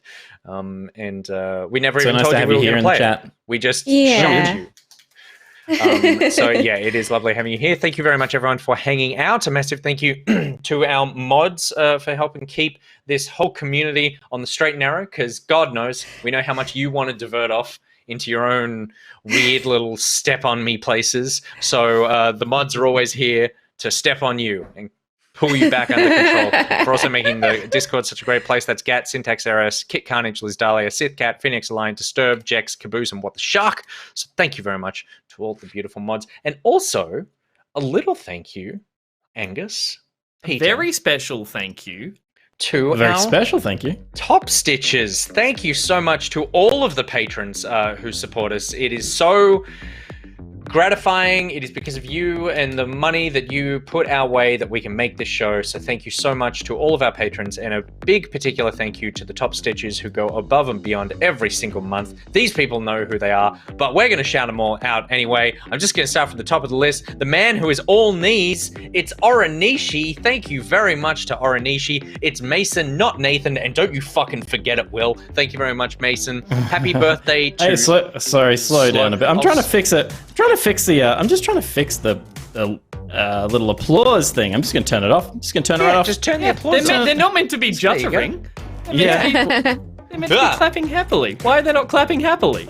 I don't know, mate. We'll figure that out next time. But happy birthday to Slowpunk. Hope it's a great one. Like always, Slowpunk, happy birthday. Also on the list, it's Loki Cat. Loki Cat, he knows what he did. And make sure no one invokes his name. It's Raj. Thank you very much to Raj for your Top Stitch patronage. When you want to sue the Lord, call Akarash. Thank you, Akarash. It's Camo. Wait, where is he? Because he's covered in camo. It's Camo. Also, a big thank you to Avex Destiny 2 Companion App ER. Thank you very much to Avex Destiny 2 Companion App ER. Look out, Nicotex. She's in your blanket right now. It's Nicotex. Thank you very much, Nicotex. No one puts him in a box and then puts that box in a corner. It's Boxy. Thank you, Boxy. The literal ray of sunshine in all of our lives. It's Coastal City. Thank you very much to Coastal City for the constant support. Max Jazz Games, Kung Pooby. Kung Pooby, Kung Pooby, Kung Pooby, Kung Pooby, Kung Pooby. We've invoked him. He's here tonight in my room. The Vega Bus isn't just coming, it's here. Thank you to Vega Bus. Timothy. No, that's Nut Chat. You want to talk about Nut Chat?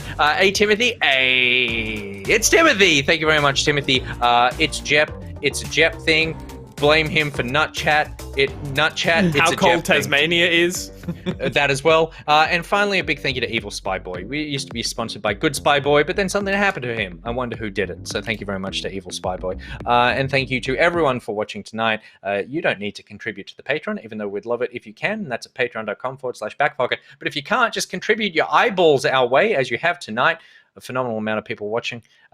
Most of all, thank you to Avexi's dad. I just think that Avexi's dad, the hero since the beginning. This one must be... honestly, I could say without Avexi's dad, I would not have completed the Prophecy Dungeon 2 weeks ago. Wow. Like there's he set forward however many, I can't quite tell how old Avexia is. He's either like 19 or 36. But somewhere in that range, that many years ago, a series of events happened that got me through the Prophecy Dungeon. So thank you very much to Avexi's dad. All right, I've done enough talking. Should we go to a post show sponsored by Raj, of course, and do some puzzles and some crosswords? We can totally wind down. We had a great time last time doing that. For those who didn't know, who aren't part of the post show last week turned into a feast for your brain, for your eyeballs, for your video game fingers. We managed to multimedia the shit out of the post show, which meant we had like Nick was doing a crossword, Steph was doing a puzzle, I was playing Ghost of Tsushima, Peter was Yes, but I was doing a puzzle with a whole bunch of other people. It was a group puzzle. So people from the post show were doing the puzzle with me. Will joined was photoshopping some art. He was doing some fan art in the corner. It was insane. Doing some Rule 34 Benedict Cumberbatch. He really was. And it was and all of that was managed. Pete did manage to squeeze all of that on camera. So that was an enjoyable post show. So if you're missing out on the post show, you shouldn't be, because you should come along and watch it, because it's a good time. That's the link for the post show will go live in the Discord as soon as this show ends. And we'll see you over there on our YouTube channel at youtube.com/backpocket. Follow us on @BackPocketVids on Instagram, Twitter, TikTok, and Facebook, where Big Ben is doing the Lord's work, and he certainly has the Lord's work ahead of him, cutting down the Johnny interview into a fun highlights package, which should be a good time. Thank you to Will for always being there, the Will beneath our wings. Where's that face? Where's that face? What is happening? What is happening? Good stuff. God bless him, because honestly, he sits there for like an hour and a half and doesn't say anything. So we can cut to him at 3 any times. point. Yeah, we can. What we should just do is in the tech check before we start each show, we should just record like 4 minutes of Will, and then we just play it out as not an image sequence, because that went to balls during that last segment. He's That was a little webm. a series of B-roll of Will B-rolls and then quit. Yeah, like YouTube thumbnails. It'll just be like bits of him going.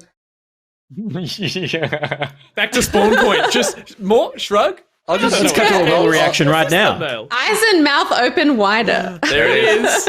And what is it now? I'll do a bunch of poses. You can cut a hole out of my face, and you can all just be me whenever you need me. Because we've done that before. We can do it again. Oh, that's good too. Yeah, That's I like true. that. We'll mix them up a little bit. Yeah. There's next week's show. Okay, cool. Thank you very much, everyone, for watching. We're going to see you in the post show. Until next time, we're going to back it out. Swing it out. Let's back it out. Swing it out, Gus. Go. This is your chance. You can do it, mate. Come on. Because I got a web out.